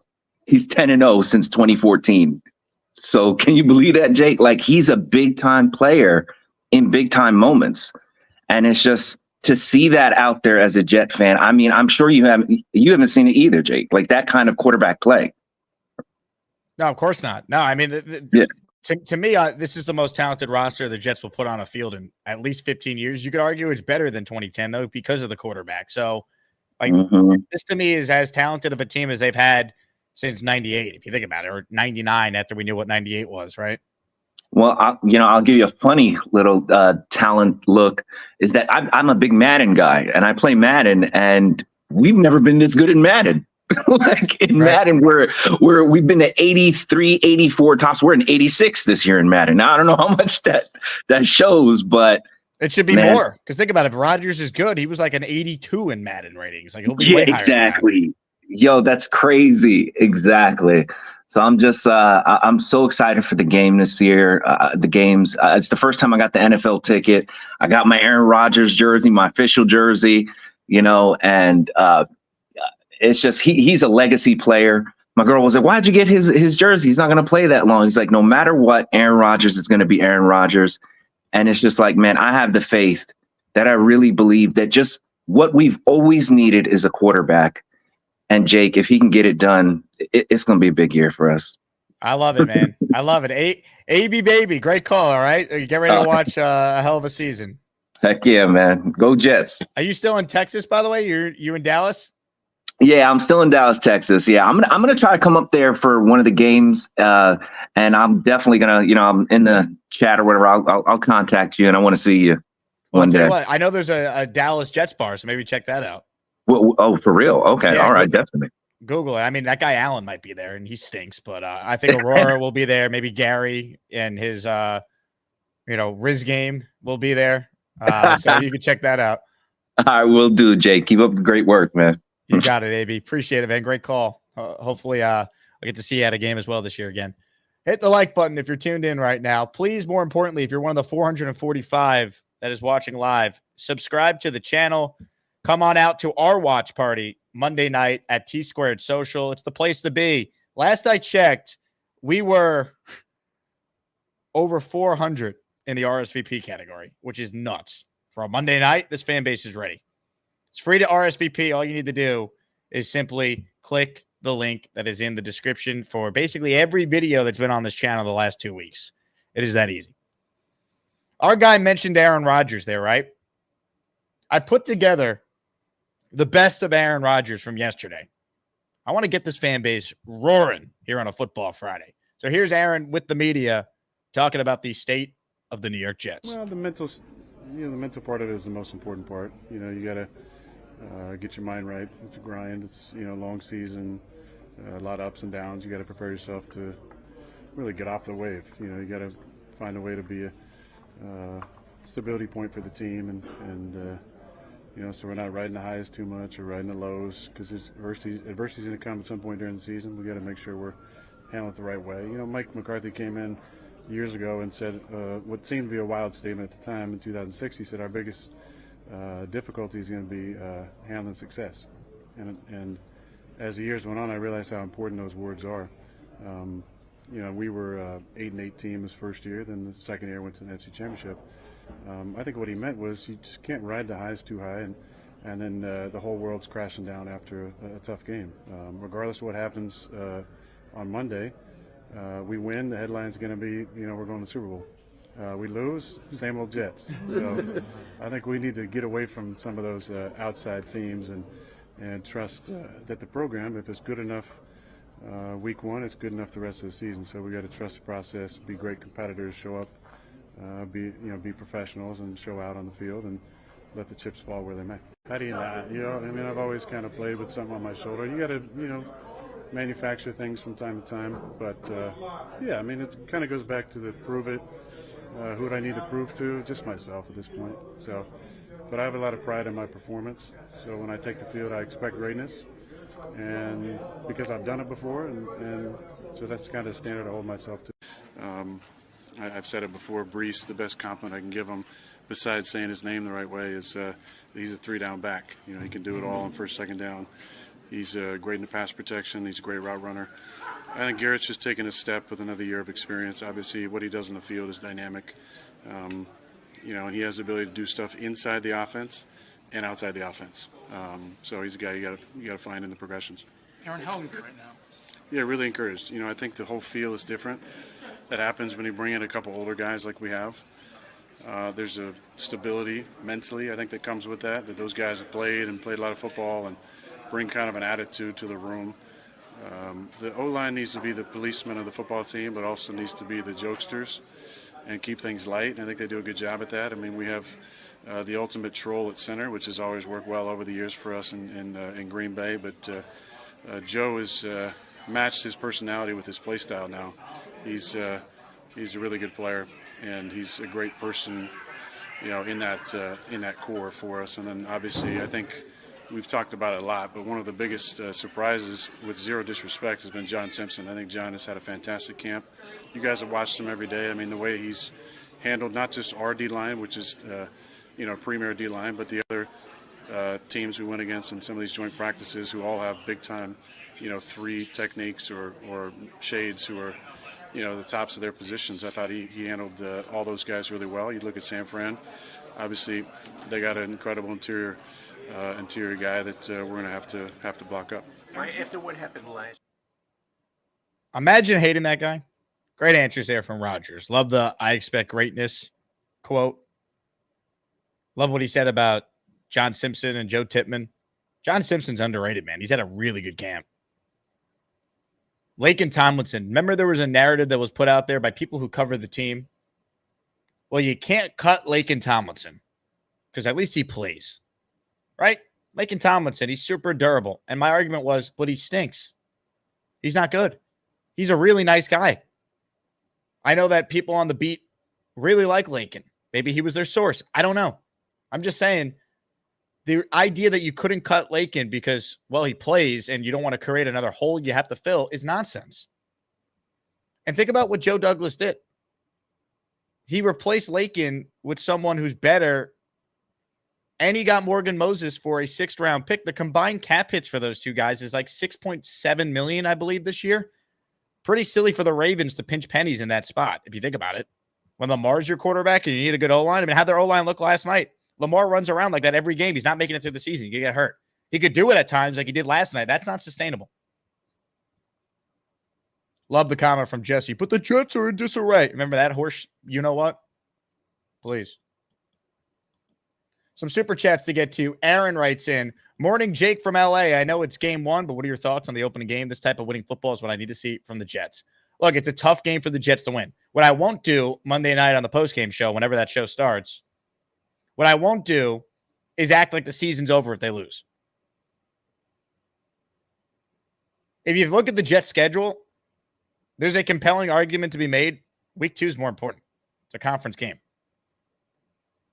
There's no shame in losing to the Niners on the road. Now, do I want the Jets to be competitive if they're going to lose? Obviously. Do I want Aaron Rodgers to make it through the game healthy? Yeah. Look, if you give me last year's choice of, hey, you win week 1, but you lose Aaron, are you signing for that, Jet fans? No.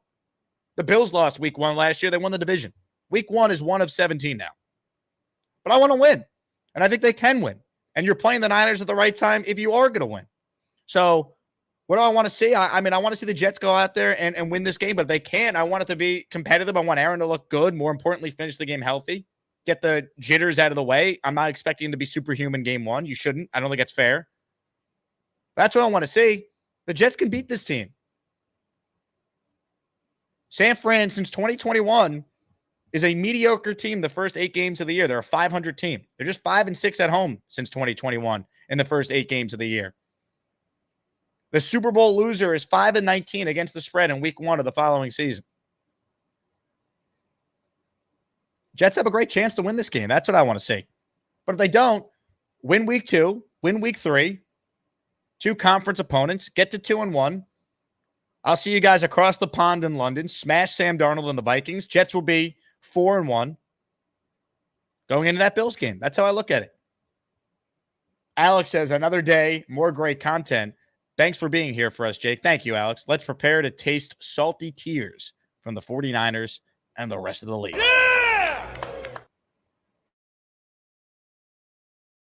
Yeah. Jose checks in. The head honcho of Don Jose Mexican restaurant in New Jersey. Hey, Jake, never been to T-Squared. Is there tables to sit down and watch the game? What are the drink specials looking like? I have to get the up-to-date menu for this week. Stand by, Jose. Since I love you, I'm going to get up and I'll show you.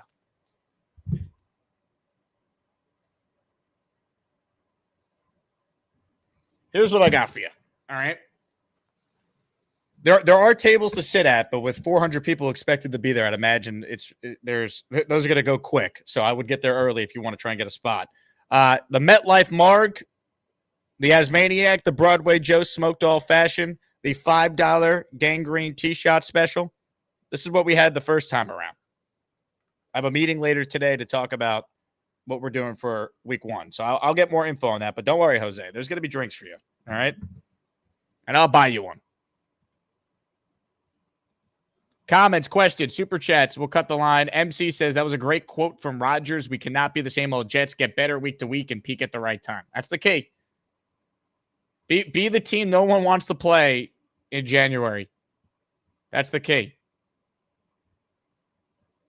More calls right now. Ladies and gentlemen, we say hello to Neil, who's next. Hey, Neil.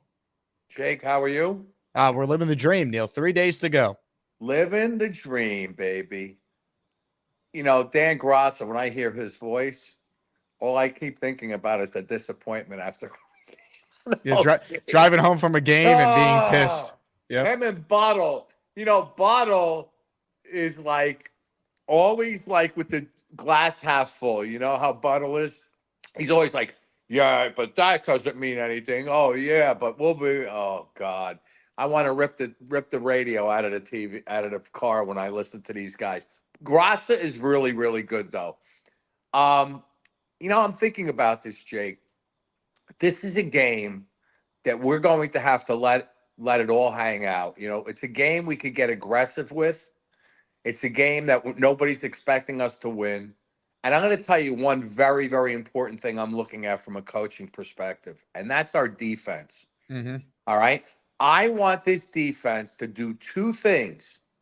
Okay? You can't come out there and do the same old shit, rush for, keep ball in front of us. You know, if you do that plain vanilla defense, they're gonna go right down the field on us with the short dink and dunks. We have to do 2 things. 1, have Sauce Gardner shadow Ayuk the entire game. Number 1. I don't think they'll do that.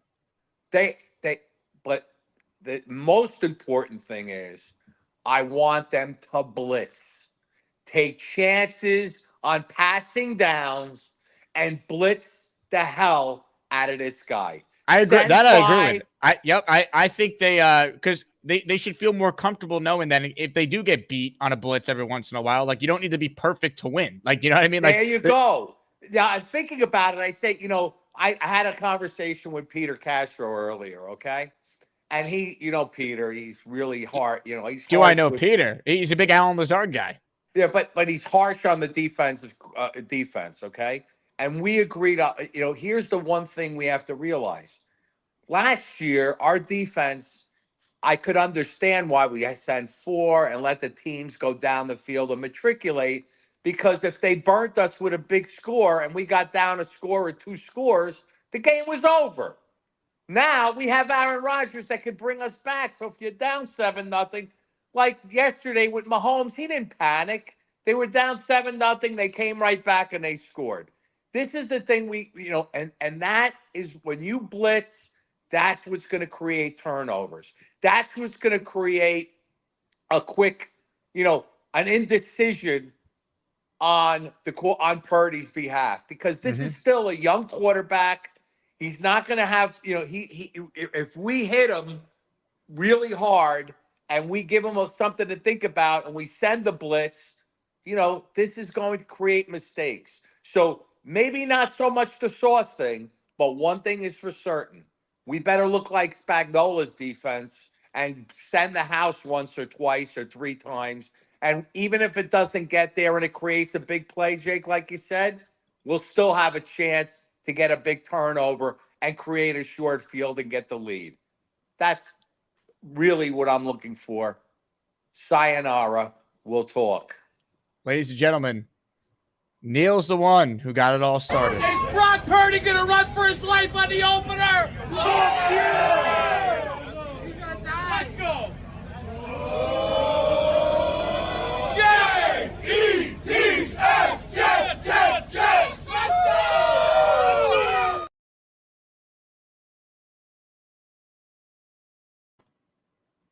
Let's go. King Lowski wanted his channel emoji to have a crown on it. And I think that is a hell of an idea. So Gator, as he always does, he came through. So we're going to try and get this added as a channel emoji. We'll swap out the old one for the new. And we'll update the Jake Asman merch store to put this Edgemo on a tee. King Lowski. Let's go. To do this, we've gained no members during this show. That's an hour and a half. I think it was 17 for a swap. So we're at 0. So we get some memberships here by the end of the show. I'll upload it. If not, hopefully we'll get it done during the Boy Green program. But this Lowski emoji is fire. I want to thank Gator for getting this done, man. Guy doesn't just do crazy videos and graphics and all that. He can make emojis too. Who would have thought? So help us get the Lowski Edgemo added, and we'll have some fun with it. Speaking of fun, this guy always brings it. Ladies and gentlemen, his team is off to an undefeated start. We say good morning, or I guess technically now, good afternoon, to the Chiefs fan. Hello, Chiefs fan. Yo, what up? The flu hit me hard during the game, so, I missed the fourth quarter because I finally vomited and I had to use the restroom a lot. Mm-hmm. So I was in the bathroom for 30 minutes. And I just said, screw it. I just watched the fourth quarter this morning at 5 a.m. and I'm like, oh, hell yeah, we won. You didn't see the whole game? No, by the fourth quarter, the flu hit me hard. Wow. Yeah. Well, the good news is I don't feel no more pain at night. So I guess throwing all that up was good. I just wake up with dry mouth more than a weed person. But I still sound like shit. But I missed the whole entire fourth quarter, and I watched the rest of it this morning. And I'm happy we won. Though a lot of people were saying ref ball. That last play, he was out of bounds. Come on now. Oh, yeah. Toe was out of bounds. Yeah. I'm ready for Monday. I'm hoping I'm back to normal. I know I shouldn't be drinking alcohol when sick, but I'm like, I'm having my friend go get me some Fireballs. Tell us more about this garlic bread that you celebrated with. I just made some homemade garlic bread. I told my friend I was sick, so he dropped out some compound butter, and it was spicy. That's probably what set off my throwing up last night. But it was spicy, and it was really good. I did throw up all my food last night, but I was able to keep my food down this morning. Like, I've been trying to throw up for the last few days, and it finally hit me. You know, like when your body's trying to reject something, but you can't get it out, and then a few days later, it finally comes full circle. Yeah. What's your take on Gator saying Fireballs and garlic bread are not exactly medicine, but better than eating your neighbor's leg? I'd agree with that. Yeah. Gator's always on that choking shit. You gotta love him for it. I'm mainly getting the Fireballs and honey mixed together. I'm going to make a hot toddy, as they say. Mm-hmm. I said, screw it. If I'm still sick by Monday, I'm just going to do 3 hot toddy shots. And I'm going to throw in some of the spiciest pepper flakes I got in there just to make it a little more kick. Because I got to get over this. I got to get back to work. Like, there's no reason why I should be sitting on my ass. Denny's needs you. Yes, they do. And I really don't get sick in the fall. I get sick when the new year starts. Like in January, every single time, even if I don't go out to celebrate, I'll still get sick around New Year's. I would argue it actually is the new year. Last night was the new year. Football season. Yeah, but I'm happy we won last night. We couldn't catch the final quarter, but I caught it this morning because I logged into my friend's DVR account. Like right now, like we have a shared Netflix account. It sucks we got to pay more, but like he shares a DVR account then. But I'm just ready. I'm just ready for Sunday football. And I'm hoping I'm going to feel better too. Because if I'm not feeling better regardless, my friends are going to make me eat solid foods. Chiefs fan, let me ask you something. Like, yeah, go ahead. We launched a new merch line of emoji t-shirts in the store today. Yeah. What's your take on your channel Edgemo here. All I right, love what do you it. think? I like it. I just wish it came in red and black. Those are some of my I'm a big red and black guy. Mainly black. I picked up that color from Chicago and red for the Chiefs. Mm-hmm. I did give you my information for the shirt, by the way. If I have to yeah. pay for it, I will. But yeah, I finally getting that all out of my system last night. I feel better. Well, Chiefs fan, feel better. All right. Enjoy a victory Friday. Yeah, one last thing before I go. Hey, Sure. Niners fans. Sit down, shut the hell up, and take Aaron Rodgers' foot up your ass this weekend. Whoa! On behalf of the Jake Asman Show, we apologize for the foul language. Folks, this is a family show, so we apologize. But, Chiefs fan, he's fired up. His team won. He had garlic bread. All that. What I want to show you guys right now is our newest addition to the merch store. We work quick around here. Thank you to Carly for her work. Thank you to Gator for getting the Edgemo up and running. The new emoji for King Lowski. It's been updated in the store, jakeasman.com. Boom. The King Lowski tee is live. Patreon members, you get 15% off using the code that you get with your membership. If you take a look at the shop, we got it all. But some of the t-shirts we launched today, man, unreal. This is one of my favorites. The Bobby Butt on a Stick t-shirt. We should send one of these to O'Leary. Some of my other favorites here. Unfortunately, the Jake and Aaron Rodgers one, not allowed. If we have any copyright issues with the shirts, we're going to refund your money and come up with a way around. Who doesn't love the Charles Gorman chicken soup tea? This is what it's all about. All right. We got some other absolute classics on here. Here's another Gorman one that I love. Carly ordered one of these. She's going to wear it all the time.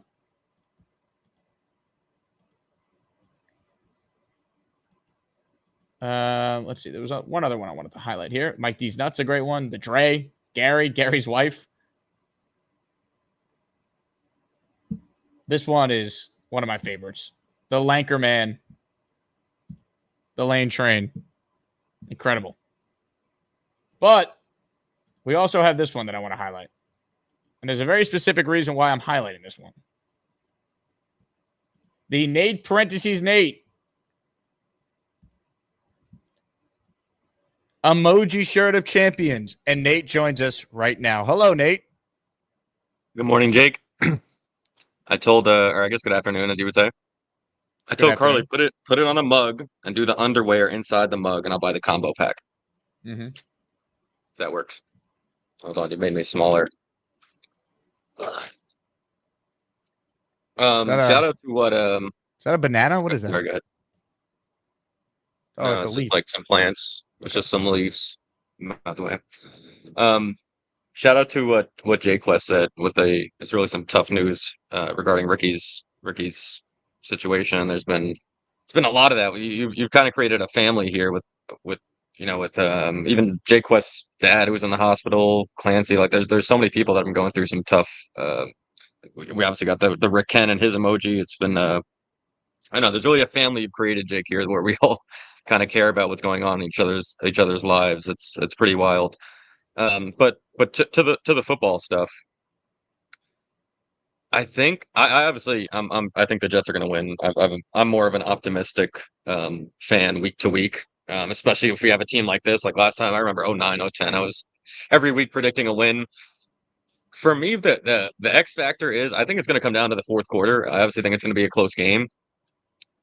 We have Aaron Rodgers, and I trust Aaron Rodgers over Brock Purdy to make a play. Like you talked about it earlier when you opened the show about the Chiefs and the and the game last night against Lamar Jackson, and like you still don't trust Lamar Jackson to make that play in the pocket and as a thrower.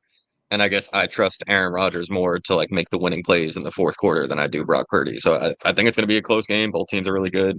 But yeah, I think it's going to be a fourth quarter Aaron Rodgers type of moment that we're going to see. If we get that, then I could see it. It's just I think Brock Purdy's a little underrated how we talk about him. Like I'm not saying he's a top 5 quarterback, but I think it's like it wouldn't be the most shocking thing if he plays just as well as Rodgers on Monday. Like it's Rodgers' first game back in a hostile environment with brand new team. Like I don't know if we're like you had one of our callers predict 390 yards and 4 or 5 touchdowns. Like I don't see that, but yeah. I think Aaron will make plays in this game. I do. I think that same caller predicted 150 yards on the ground for Brees too. So that would be almost 600 yards of offense against the Niners. That would be a hell of a day, and FanDuel would lose a lot of money on some parlays. But I guess on that note, speaking of bets, like get your bets in now because if the Jets beat the Niners, Jake, like we have a schedule that can start 4-0, 5-0, like the bandwagon and all the Jets stuff. People already love talking about the Jets, but God forbid they get off to a good start. It will be absolutely nuts. Regarding bets, Jake, I don't know if we can get into. I don't know if you place preseason bets, but I got all mine in this week and kind of moved around on different sports books to do so. I know we talked about fan. You got your 1,075 in on Garrett like a couple weeks ago, maybe a month or two ago. We talked about that. That's already up to 1125. Wow, that already moved up 50 yards in the last and just the offseason. Just watching clips from training camp. Another one I like on MGM. Garrett's at 7.5 touchdowns, even line. You can get a -110 over or under. Obviously, I think all of us think that that's going to be an over. What would you guys Brees's rushing yards are over under even? I could tell you it's way too low. It's like in the 60s, right? I already have the over and one of my underdog picks on it. No, rushing yards for Brees. For the season or for just this game on Monday? For the season. Oh, 1,050? It's 1,000 flat, 1,000.5. So basically, if he gets 1,001 yards, that's even on MGM too. Rodgers 26.5 is even. There's a lot of good bets. Get it in before we trample them on Monday. Everyone but Connor, who's listening.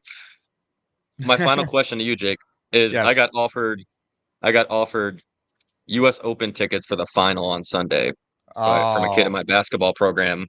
I'd have to go with the kid and the grandma in the basketball program. I don't know where the tickets are. I don't know if they're like upper deck. They could be the best tickets in the world, but I'd miss it's at 2:00 on Sunday, and I'd miss. You missed the whole NFL slate. Yeah, I'd miss the whole 2 to 5. I'm not home till 6, 7 o'clock. I'm thinking I might still go and then try to just go on airplane mode and then just bike home and then turn Red Zone on and act like it's 1 o'clock. But I feel like I don't know. I feel like people talk about that at the U.S. Open game. It's a tough decision. I still haven't. Yeah, you might overhear things. It's not concrete.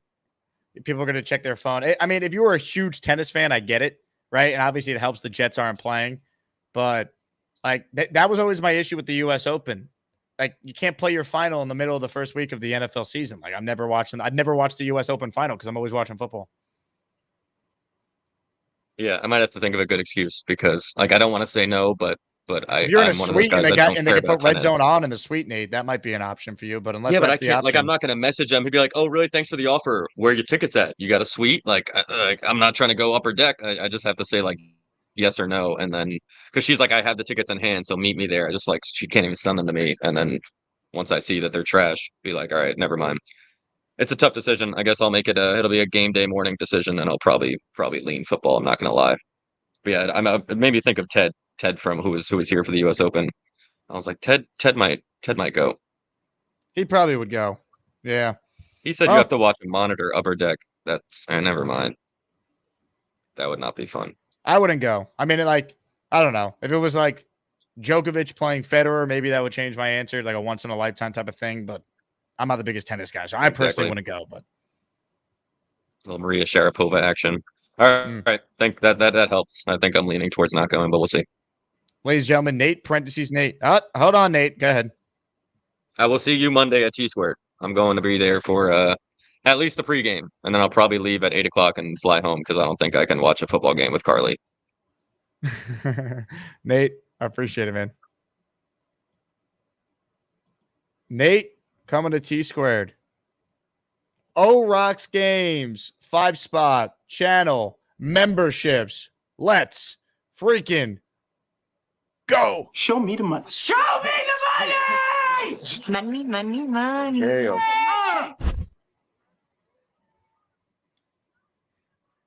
Here we go. Devin Frank, R&R, Xavier Bradley, Dan Rather, Sweet Baby Jesus, all receiving memberships. That was the first time someone gifted a membership very late in the show.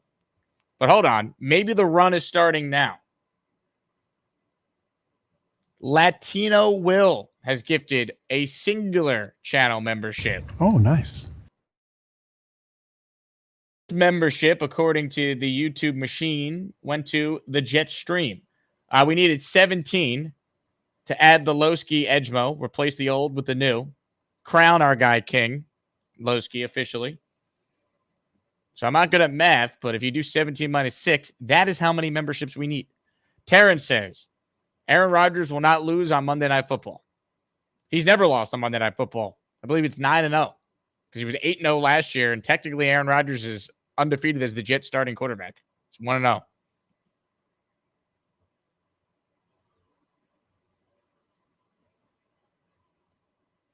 Curly writes in, how many sacks do you think Reddick will have for the season or in week 1?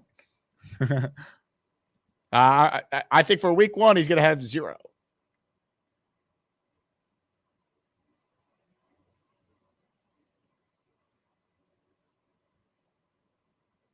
Zero.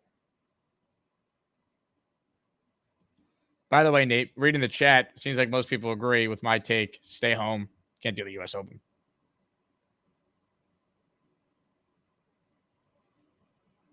Dano is projecting 1.5 sacks for Will McDonald. Dan says, kind of feel like today's the deadline for Reddick. I think yesterday was. If he's not there yesterday, why would he show up today or tomorrow? And they fly out Sunday.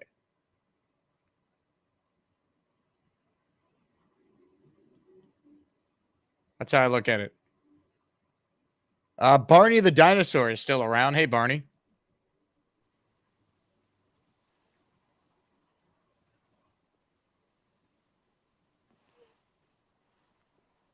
Hello?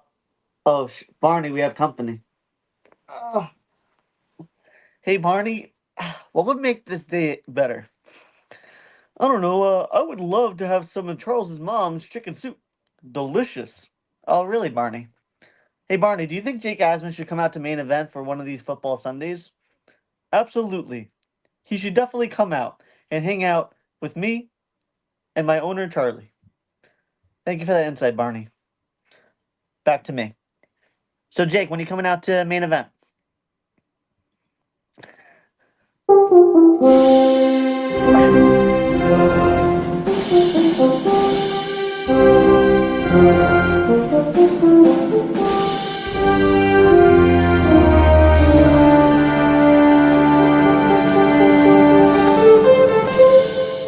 Let's go. What a Football Friday show, folks. Incredible. Harvey says, now I have seen it all. Benny says the drugs are really drugging during this call. Mike says the things the doll has seen. Dano says Charlie is a furry confirmed. Tom says this should have been workshopped on the Bobby Show first. Chicken Jenkins says that was sick. Way worse than Charles trying to woo Carly. Rourke Strip says, get this guy off.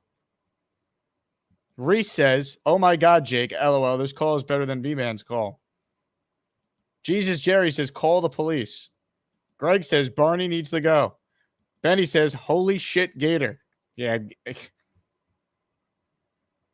He just gave Gator a nuke. Mike D's Nuts says, and this is the early show. Yeah, Boy Green on Fridays usually is one of the more crazier shows we do, and that's at 4 today. Unreal.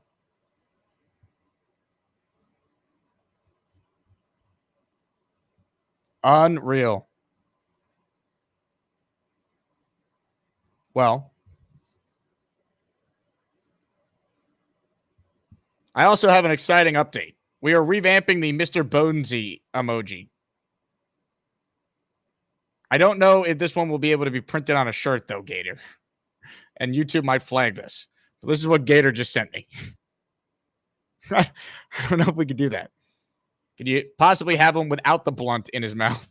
I mean, come on, man. Family show.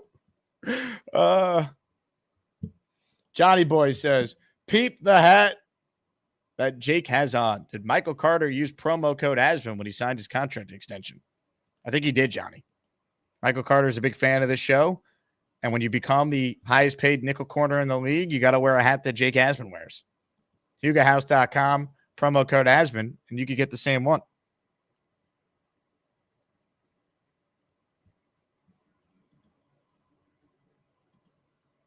Carly says, no one is listening to me. The new Oloski emoji shirt is in the shop. You're all welcome.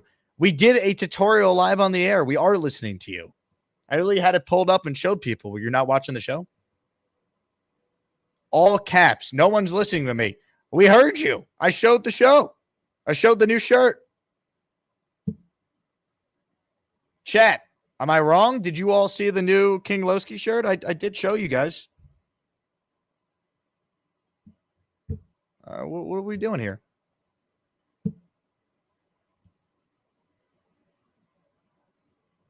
I mean, I would like to play something for Carly. RELAX. Relax. Yeah. Come on. I'd also like to play this for Carly.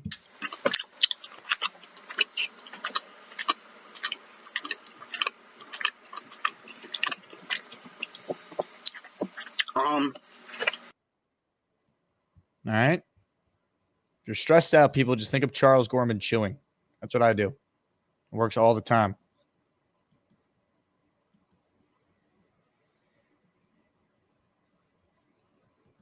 Ladies and gentlemen, before we get out of here, please hit the like button. Subscribe to the channel. Jesus. Jesus, Jerry, your comment, that's very funny. I'm just not going to read it.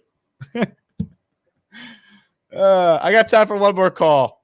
I'm going on his show tonight at 6. Ladies and gentlemen, Johnny Boy. Hello, Johnny. What up, Jake? How you holding up, man? Maybe Michael Carter saw you wearing that hat, and he's like, I got to get it. Yeah, man. I told him, I was like, look, make sure you use the Jake Asman promo code. It'll get you some discount on that. And I think he did it, man. So shout you out, Jake. I mean, killing it with the Yuga House all day, every day. All day, man. All day. I appreciate it, Johnny. Thank you. Hey, I wanted to ask you a real quick question on the Monday night game. Mm-hmm. Do you think that not Jake, do you think Aaron hands off the ball first, or does he go ahead and throw a pass first? So what I personally want them to do is a quick, easy completion. So at the bare minimum, we could say he's now completed the pass as a Jet. You know what I mean? Like, I know the first play last year was the Brees handoff, and it was insane. Give me a nice, easy, like, quick check over the middle, Conklin, Garrett, on you know what I mean? Something, a nice little out route that picks up 4 or 5 yards. So it's second, you know what I mean? Just get the first easy pitch and catch out of the way. So he's in the Jet record books, officially having a completion as the Jet quarterback. 100% agree with you, brother. That's exactly what I want. So I'm excited, dude. Seeing that game last night, I was like, I was about to curse and I didn't. Haha. I was like, man, I wish our Jets were playing right now. So can't wait till Monday night, man. It's going to be dope. Everybody show up to T Squared, right? I wish I could, man. If I was out in New York, I definitely would, bro. So, but, being out here on the beach, can't. But look forward to it, man. Look forward to having you on the show tonight. It's going to be crazy. No holds bar show, man. Appreciate you, Jake. And big shout out to our guy, Ricky, man. Like, just wanted to come up here. And I know, you got the bigger platform. So, Ricky, bro, we're here for you. Mad love, man. You're one of us. And just like what Nate said, Jake, you've built a big community, bro. There's a lot of us that came through you and whatnot and are kind of like doing our own thing. So we appreciate you, bro. So, hey, Ricky, prayers up, brother. We got you here and we're here, man. If you need anything, let us know. Johnny, appreciate you, man. I'll see you tonight, all right? Definitely, bro. The 411 with Johnny and VR. I'm a guest on the program. Can't wait. Carly writes in, can I quit a job I'm not being paid for? Unpaid intern. No, you're paid with love. Come on. You quit a job. You can't quit.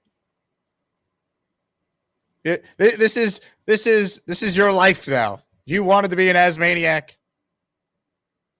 You have to deal with the slings and arrows of what comes with that. Tony says she seems high maintenance. Tell me about it. Dan says, no, Carly, you can't quit. Exactly, Dan.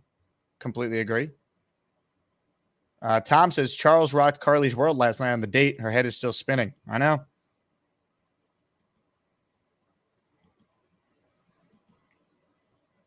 Carly says, can I pay my rent with love? If I get enough super chats, Carly, sure. Tom says, no quit in New York. Yeah, you're a Knicks season ticket holder. You can't quit. That's everything you're against. There's no quitting on this show. All right? I've done 2 shows a day every day since the Jets season ended in January. We can't quit now. This is where the fun begins. Jeffrey says, first play action, G5, singled by Ward to the house, right in Ward's mouth. I don't hate it.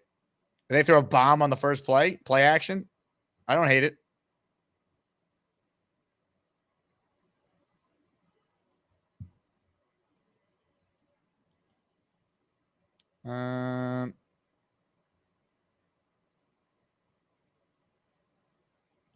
Jesus Jerry, Fleet Flicker is what is in Chiefs fans' couch.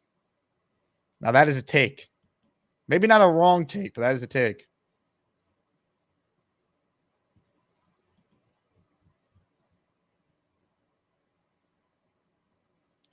Charlie writes in, I guess his YouTube name is Faithful Fire Radio. Glad I was able to entertain you guys.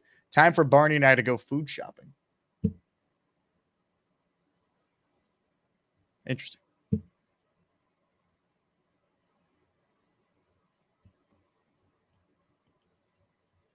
Matthew Smith, Olu as the 6th tackle, Ruckert at fullback, 60-yard bomb to Garrett Wilson. Send a message. I don't think they're going to do that. I don't think you're going to put Olu and a fullback on the field and then throw a 60-yard bomb.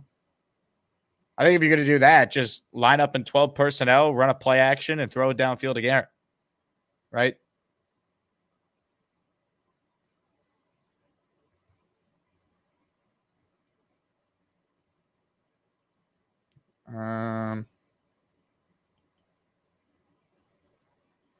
Hawk says, Carly, I heard Charles has a room to share that you could pay with love as long as Dennis allows it. That's Mr. Gorman to you, Hawk. All right, show some respect. You don't know him. You don't know Charles's father. The audacity of you to call him Dennis. Get lost. Now look what you've done. Hawk, no more protection from the Asmaniacs. Had to pull you out of the chat and cast you down with the sodomites. Some time in here will feel like you've been run over by the lane train. You understand me? You catch my drift? Give him another 24 hours to think about it.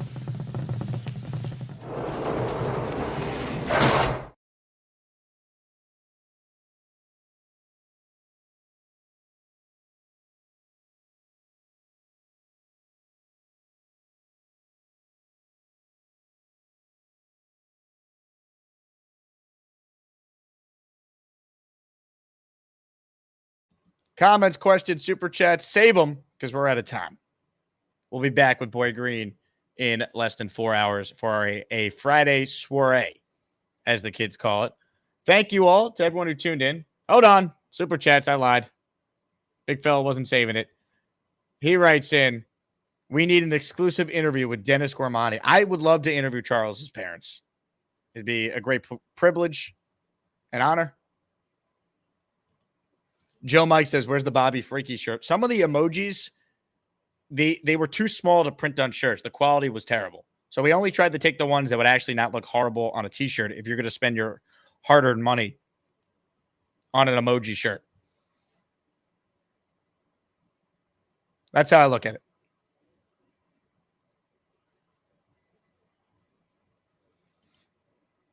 Ladies and gentlemen, that concludes our first stream. I'm doing a Jake Asman football show at 2 Eastern today, so we'll preview week 1 of the entire NFL slate. We'll do more Jets coming up at 4 with Boy Green. So I want to thank everyone who tuned in.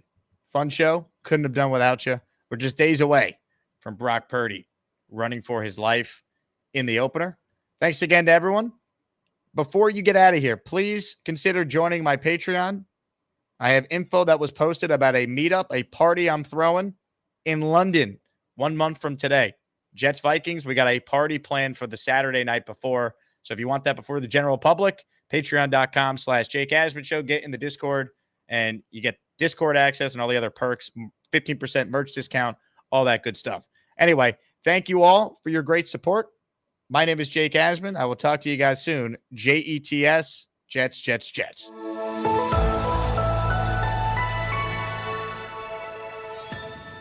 Let's get back to your calls right now. Let's go to Charles, who's up next on the Gus Buster hotline. What's up, Charles? Hey, Jake. Look, I was pleasantly surprised. Well, let me rephrase that. Just Dwayne Brown is a bit. The Russian Minister of Defense, Sergei Shoigu, and the General Chief of Staff, Vasily Gerasimov. I'm sorry. You have like some weird pain fetish. I understand that, but sorry, I am. Oh my.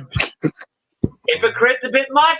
And honestly, I don't. Oh, what sleeping? No, they don't need that. I'm sorry.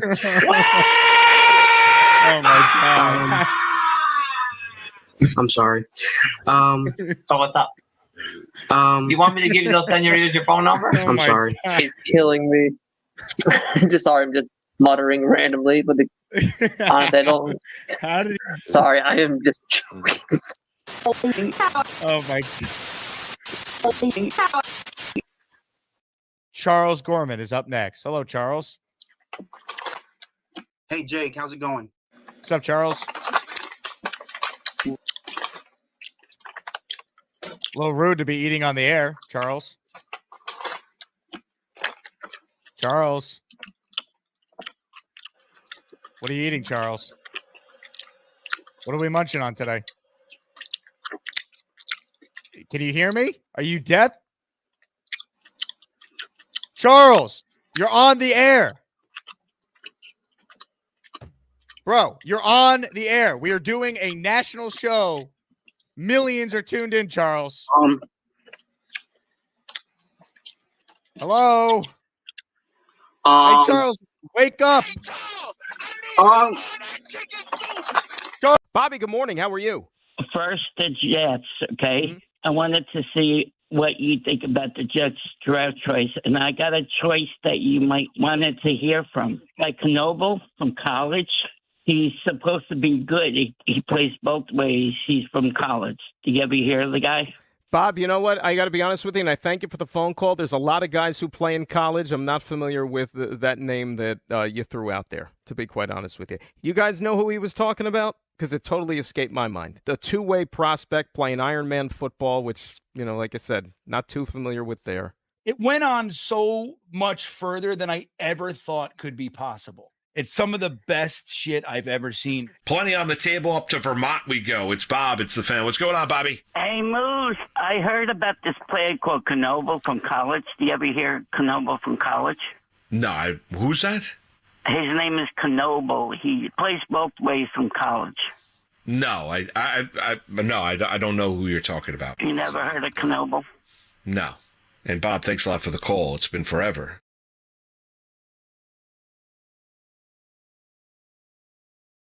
Look, guys, I don't know how else to say this. Fact of the matter is the team has almost no chance to win this week unless you click on the like button. Also, be sure you're subscribed to the Jake Asman Show. Let's do this. Go Jets!